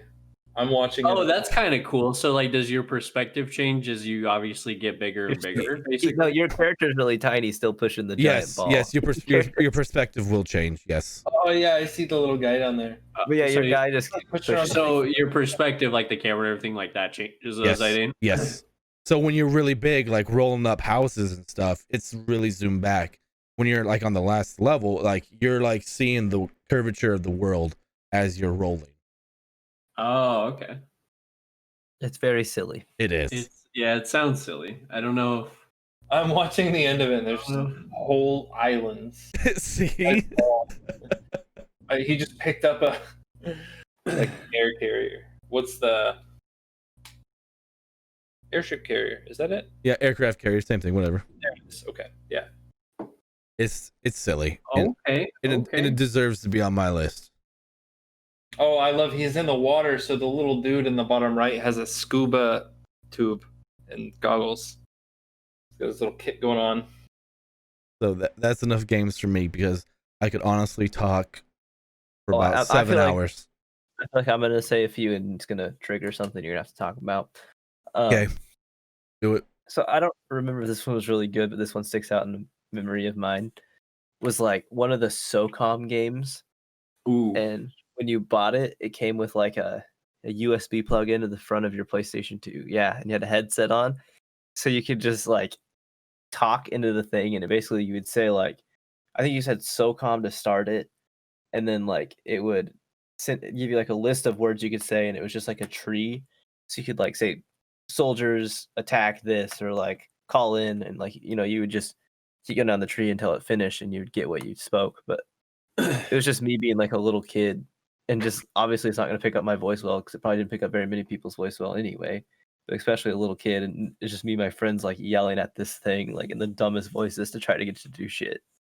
Well, Cameron, SOCOM 2, like Navy SEALs or whatever. I think that's the one. That's what I'm talking about. That game had VoIP, and that game also had like actual online multiplayer.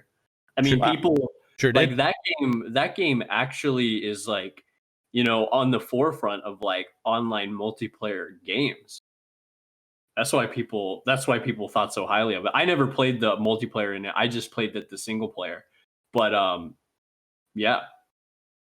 I mean, that was before a time. That was a time before like it was so easy to achieve online status and like be able to do that. Like with the PS2, a lot of times you had to buy the network adapter, and that was before really any of us knew what in the hell we needed to do. Yeah, and actually I to connect to online. The cool part about that game, and like I said, I am glad you brought it up, is it did have that. Like it was like on the forefront of that. It was like a pioneer of online gaming. What else you got, buddy? Okay. I need to do an honorable mention coming back to the Baldur's Gate games, Champions of Norath 1 and 2. I own Zidane's copy now. Yeah, I inherited that. You stole it, you son of a bitch. This random encounter of this house we looked at had that sitting on the floor, and it's got to be Zidane's. I need to show you the other games I took from the house and see if it really is yours. Probably is. So those two games were awesome just because they were similar to Dark Alliance. Kingdom Hearts 1 and 2 were on the PlayStation 2, and I mean, I just think those games are awesome. Have you played those, Zidane? I played a little bit of the first one. I couldn't really get into that much. I don't know. Really enjoyed it. Just wasn't my jive. It's Final Fantasy. Like, I don't like Disney, but I'm a big fan of the turn-based, and when you take turn-based out of a Final Fantasy game, I lose interest. That's why I really haven't played 15, because it's all real-time stuff, I love the turn-based aspect. All right, rocking on my list here. Some of the Tony Hawk games. Anybody? Absolutely. You loved Underground, didn't you, Fossman? I loved Underground. I loved Underground 2. I loved American Wasteland. But I'm trying to think.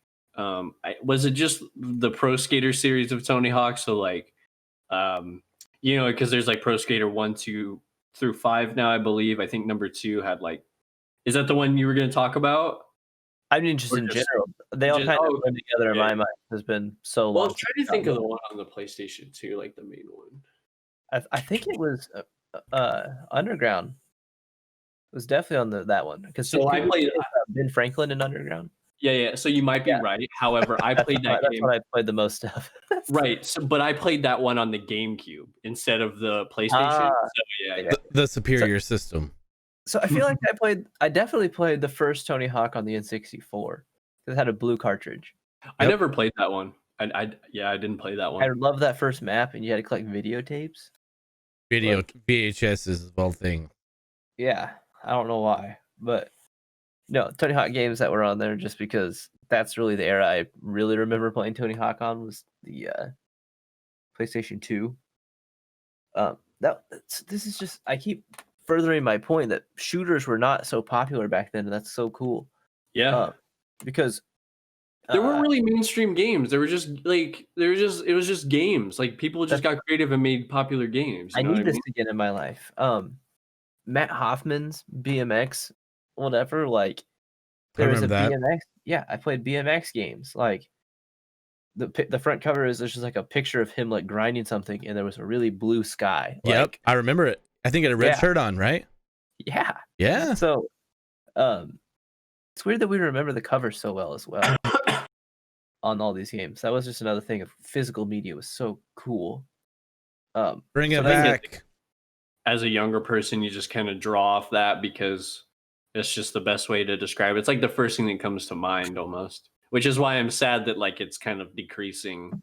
Like it's not really as much of a thing anymore. Definitely I like not. to look at my Steam library as the front of picture games assorted by like Yeah. what I have installed just because of that like reasoning.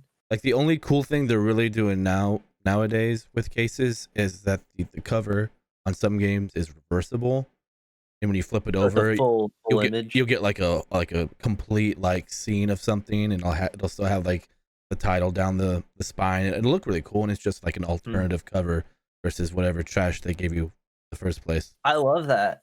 I mean, those are super cool. So, hey guys, so since we're talking about like sport related games and whatnot, I love the NFL Street series. I have that. That was one on my list here too. Street and Street 2. What, Zidane? Come on, those games are Take me so back, fun. man. Give me Blitz. All right. Busted rim. I mean, Blitz was pretty.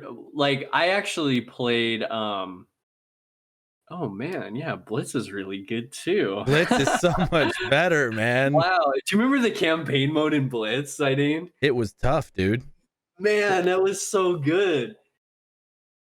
Cause like you were like, what was the ultimate thing called? Because it was like the same as in like Street, but like it had those awesome animations too. But you were like an actual quarterback in like a league, and they didn't call it the NFL because I don't think they could like do that.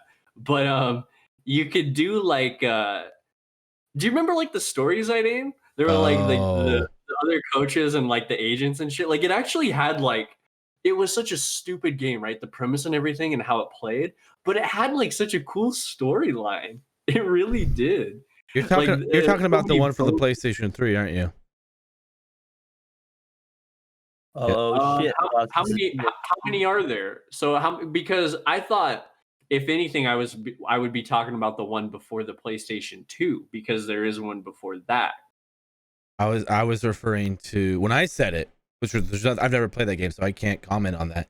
But I was referring to like the 64 and the PlayStation 1 era. I might be referring to the 64 as well.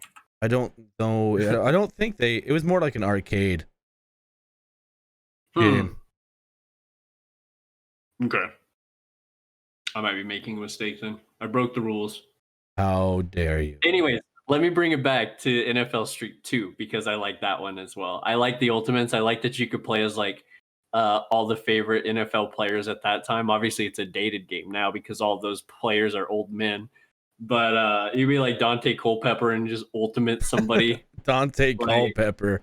Holy hell yeah, shit. dude. Brett Favre. And that's when Brett Favre was old still. I was always Sean Alexander because I've always been a Seahawks fan. And I would just run the fuck over people, man. I used to play that game with my friends. Like, used to play that game online with like Jordan stuff. It was so fun. Not like, on the same console. So they did crazy. They had NBA Street, they had NFL Street, and they had FIFA Street. Of all things, I didn't know FIFA Street was a thing.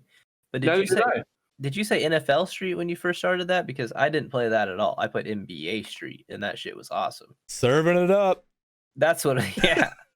Busted rim. Like it's so good. Like that was the one I played a ton of because it was just 3v3 basketball. Like, you can make your own characters. There's really unique characters.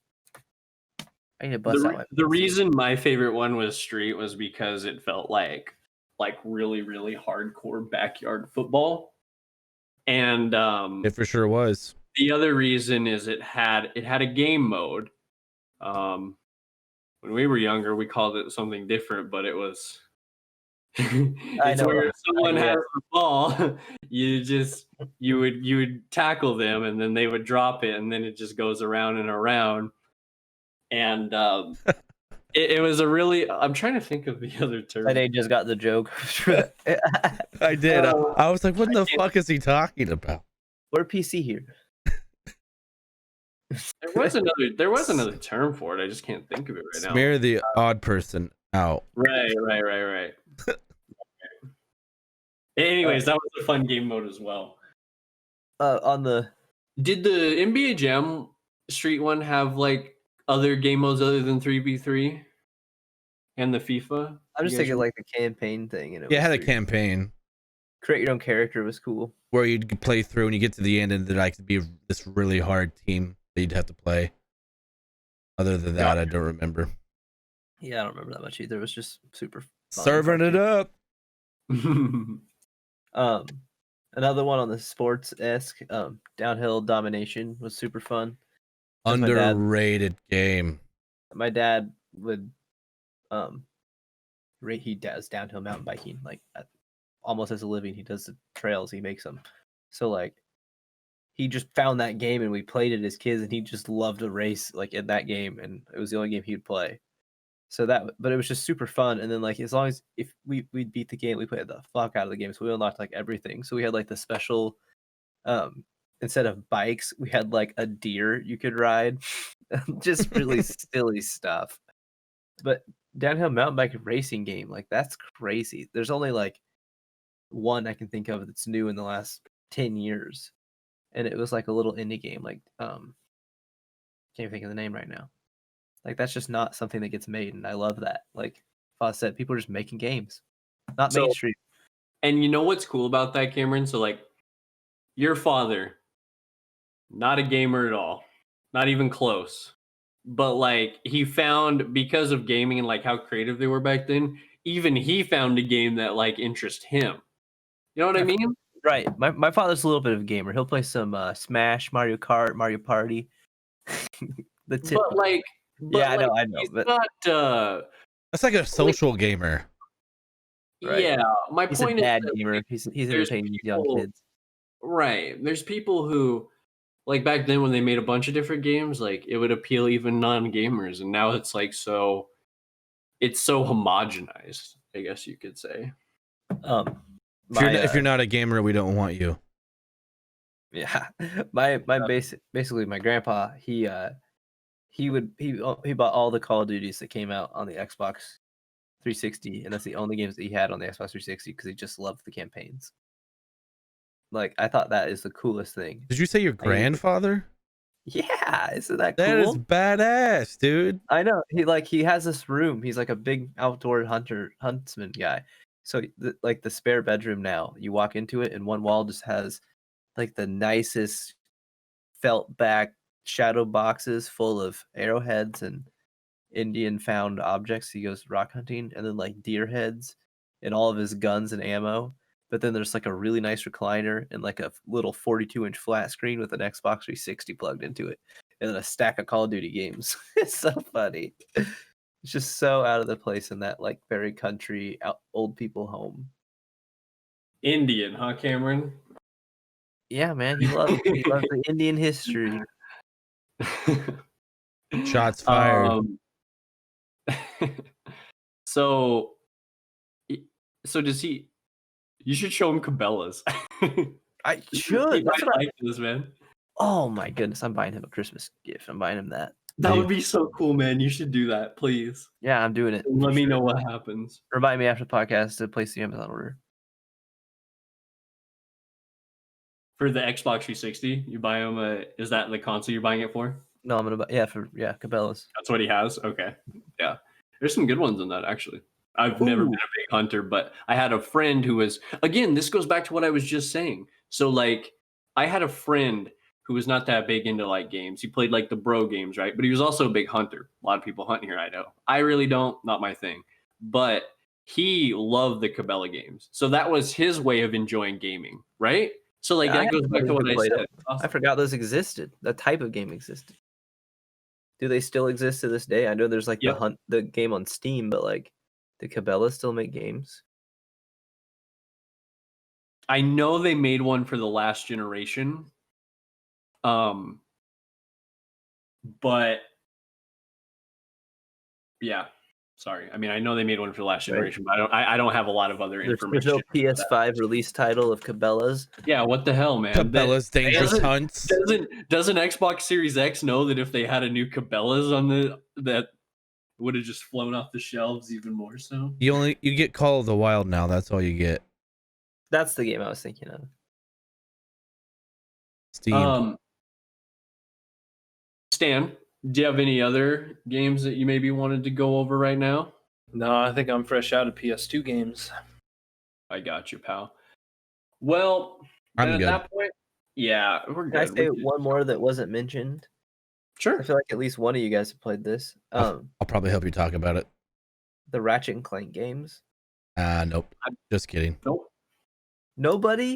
I never played Ratchet and Clank. I've said that on this podcast before. I've never played. So I think Stan has played Ratchet and Clank, right? Yeah. So it's one of those games that I played on a PlayStation 2 demo disc a long time ago. And when I bought myself a PS4 recently, I actually picked up a copy of it. I've been playing it recently. I really like it. Awesome. It's so different. Like, It's cool. Yeah. so this is exactly like the Jack and Daxter. The first one was so hard and like not kid friendly, essentially. Like, it looked like a kid's game, but it was too difficult. But then like the later ones were just like easy enough that I beat them and stuff as a kid. But they were just massive, almost open world kind of levels when you got into them, and you just explored, did whatever you want, shot all kinds of crazy weapons, and your like guy in your back, Clank, could do like a lot of different things. So sometimes he could be like a helicopter or like a little jetpack, and get What like do your you- extra jump. Yeah. What do you like about him, Stan? About the games? Yeah, is it just like because it's like a platformer shooter type thing, right? Right, Stan? Yeah, pretty much. I mean, there are somewhat unique objectives, but it's pretty much like go here, clear out these enemies, go talk to this guy, run back to the ship, yada yada. Then the whole way, there are some pretty unique levels. Like there was one level that I did. I couldn't even tell you the title of the game that I've been playing on PlayStation 4. It's some Ratchet and Clank. Right. I think it's just called Remastered? Ratchet and Clank Or maybe it is just Ratchet and Clank. because it's supposed to be a remaster of the first game. I don't know. I didn't play it, but I wanted to. So, I mean, there's this one interesting level where there's like a grid of multiple, like plasma walls, like hard energy walls, Mm. of probably like a 5x5 grid of those, and like you start at one and kind of walk through it, whichever way you want. And each room you go to, there's a button in the middle, and you stand on it, and it lowers the four walls of that room into the next room.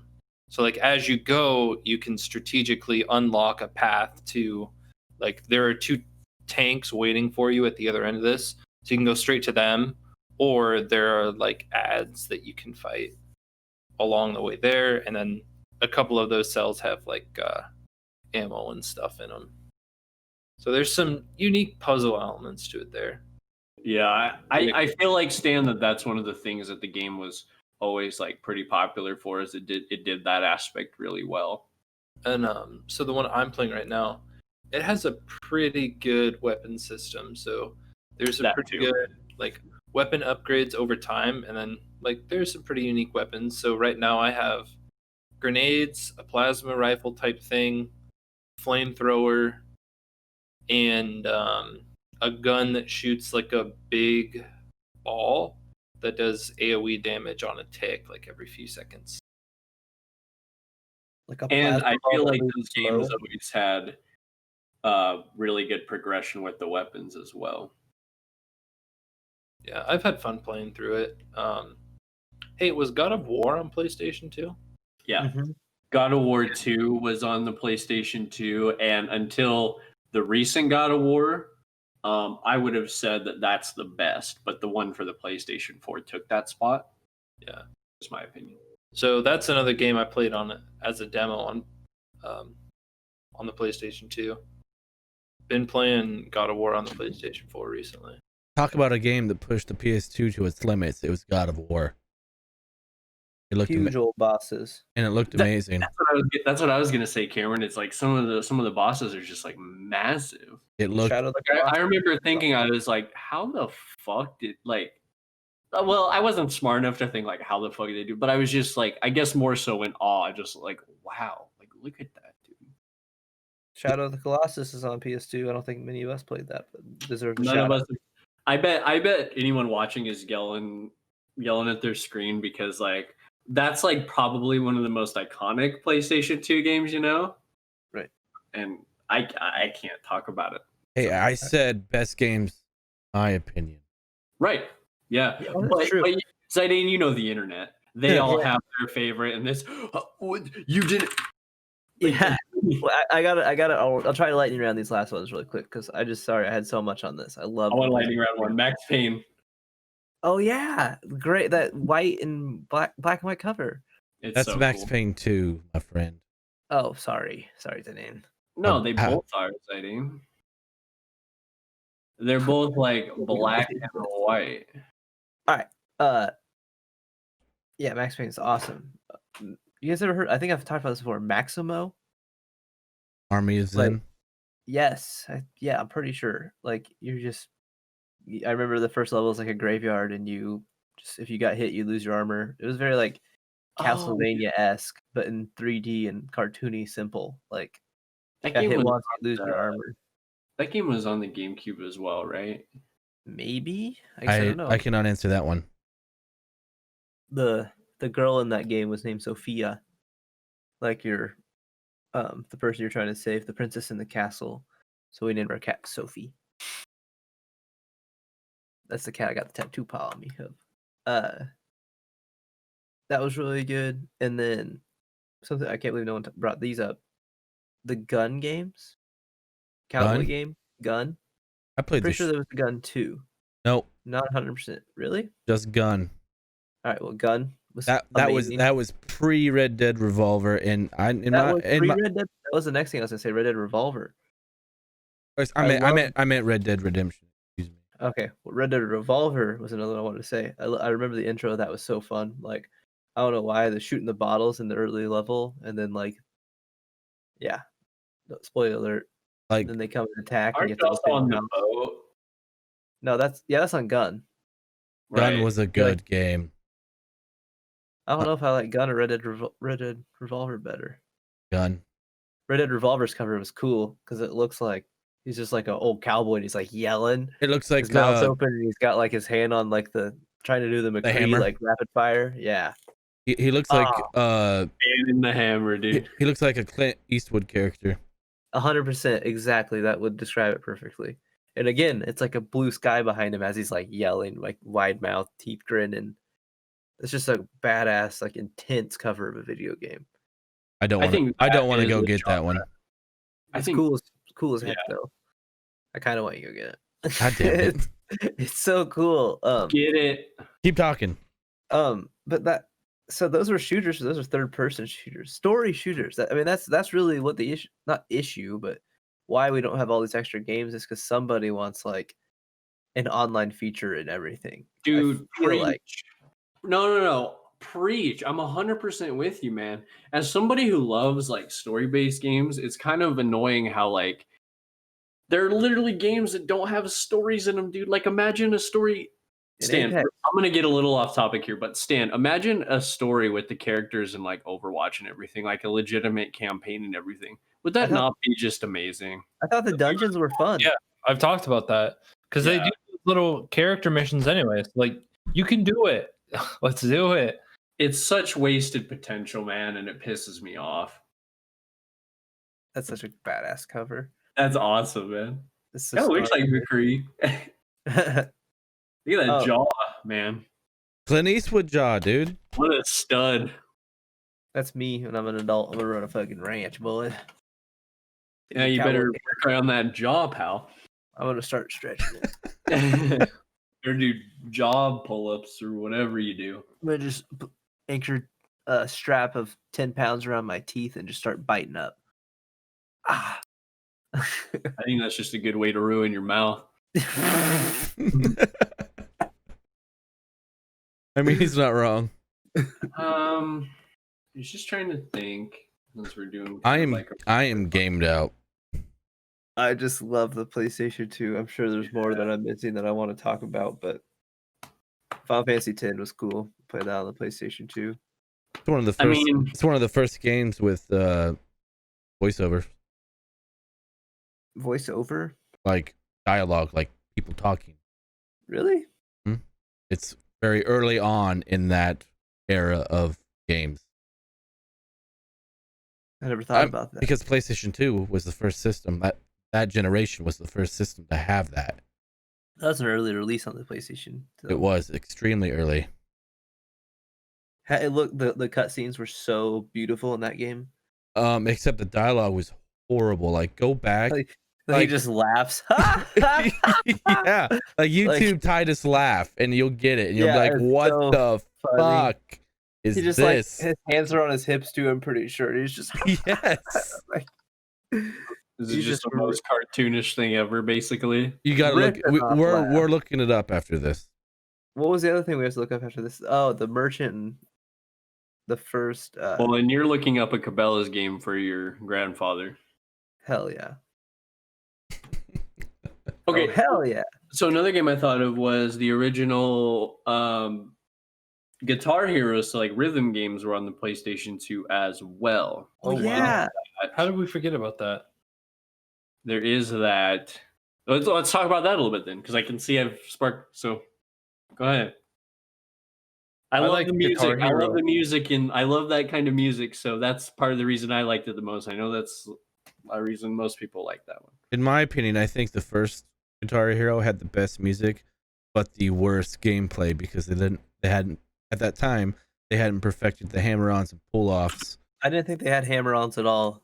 They did, except like in order to, let's say it was red, blue, green, yellow, I think was what the colors were. So in order to do hammer-ons and pull-offs, you had to hold the one below it. Like you couldn't just roll your hand up. Like so you had to have two fingers on it. Yeah, it had to be held. What's a cool off? Pull off, excuse me, not a cool off. Pull off.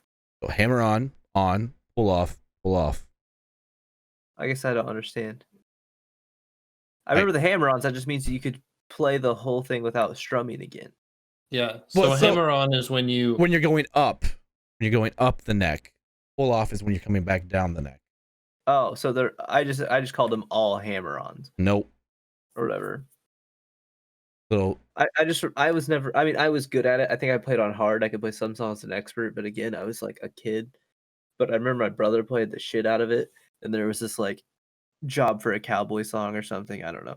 And it was Pantera, Cowboys from Hell. Yes, and he could do like the whole chorus. He'd look at me. And he'd strum once, and he'd put his hand in the air, and he'd just play the chorus really quick with just one hand, and then he'd come back, and I was like, "You're a fucking idiot." it was cool. You're a fucking idiot. But it was really cool. Like, I can't deny it. You know if he could do Through Fire and Flames? I bet. Which is like the infamous, that's like the infamous like hardest song on the first Guitar Hero. I thought that was on the third Guitar Hero. Yeah, it was Through Fire and Flames on the third Guitar Hero. It was a bonus song you could unlock after you beat the game. Yeah. There's like some songs. When did the first Guitar Hero come out? Long time ago. There's songs I listen to this day, almost on like a weekly routine that I've heard from Guitar Hero. Caveman Rejoice. You know that one, Zidane?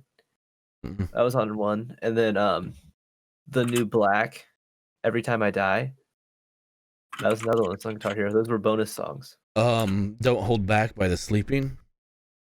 I don't remember that one. We're gonna listen to that after this. Well, we're gonna to listen to a lot. So I want you to hear the other two songs. Okay. They're good. They're good. Man, Donkey Konga, but we're not talking about that here. Nope. That's GameCube. You do need more rhythm games though. I love rock. Like I said, I got the Rock Band drum set still set up tucked away in the bedroom right now, so I can bust that out. I got time at home this week. I'm gonna play some Rock Band Thanksgiving drum sesh. I guess another game that I really liked was the Spider-Man games based off the movies that came out during the PlayStation 2 era. So like Spider-Man 2. That was the best one for sure. So many bosses, so many cool people to fight. Awesome ones. Oh. That was a good one. That was a really, really good one. I think I'm good. I'm good, sir. All right, so we talked about it at the beginning with RNG, but like Resident Evil 4, obviously. I put that on the GameCube. Me too, but I know it was on the PlayStation, so I just had to bring that up. It was originally quick fact here. Oh It wa- yeah. Sorry, I wasn't looking. I'm sorry. Oh, no, I'm just being I was weird. racking my brain. I wasn't looking at the cameras. Quick fact about Resident Evil 4: it was originally a Nintendo exclusive, but they're like, "Holy fuck, this game's really popular. We need to give it to everybody." It's had so many releases. How do they do that, Zidane? Like, how do they just like make a deal? Yeah, Like, essentially, afterward, basically. Yeah, okay. comes down to money. That's interesting. The more you know. Nintendo, please put your games on the PC. That'd be just wild. Yeah, it'd be real nice. Everyone put all your games on the PC, please. Yeah, I mean that'd just be the ideal Make situation. my life wonderful. That would be the ideal situation. All right, awesome. So we are good, boys. This was a really, really good episode. I think we really killed it with that. The RNG and everything. Oh, I had to stretch. Getting so into it. So, like always, thank you guys so much for doing this with me. It's like my favorite. Like we all say how it's like kind of like a favorite part of our week. It's so fun to sit down and actually talk about video games. For anyone who's watching, like, thank you so much. We love that you guys like continue to support us and like stay throughout the whole episode. If there's anything that we missed PS2 wise that you want to talk about, like yell at us about Shadow of the Colossus, please let us know. Dude, I'm curious because I feel like we hit on. Also, if you have anything related to like RNG that you wanted to talk about, definitely leave all that in the comment section below. We would love to hear from you. What's up, Cameron? I feel like there is a lot we missed out on the PS2 though. Like there's so many games out there, but I feel like we hit on a lot. We would talk forever. Yeah, as is expected, but I think that we did a pretty dang good job. I'm gonna pat ourselves on the back for that one. So, like always, thank you so much for watching. And Cameron? Make sure to comment, like, share, and subscribe. We'll see you in the next one.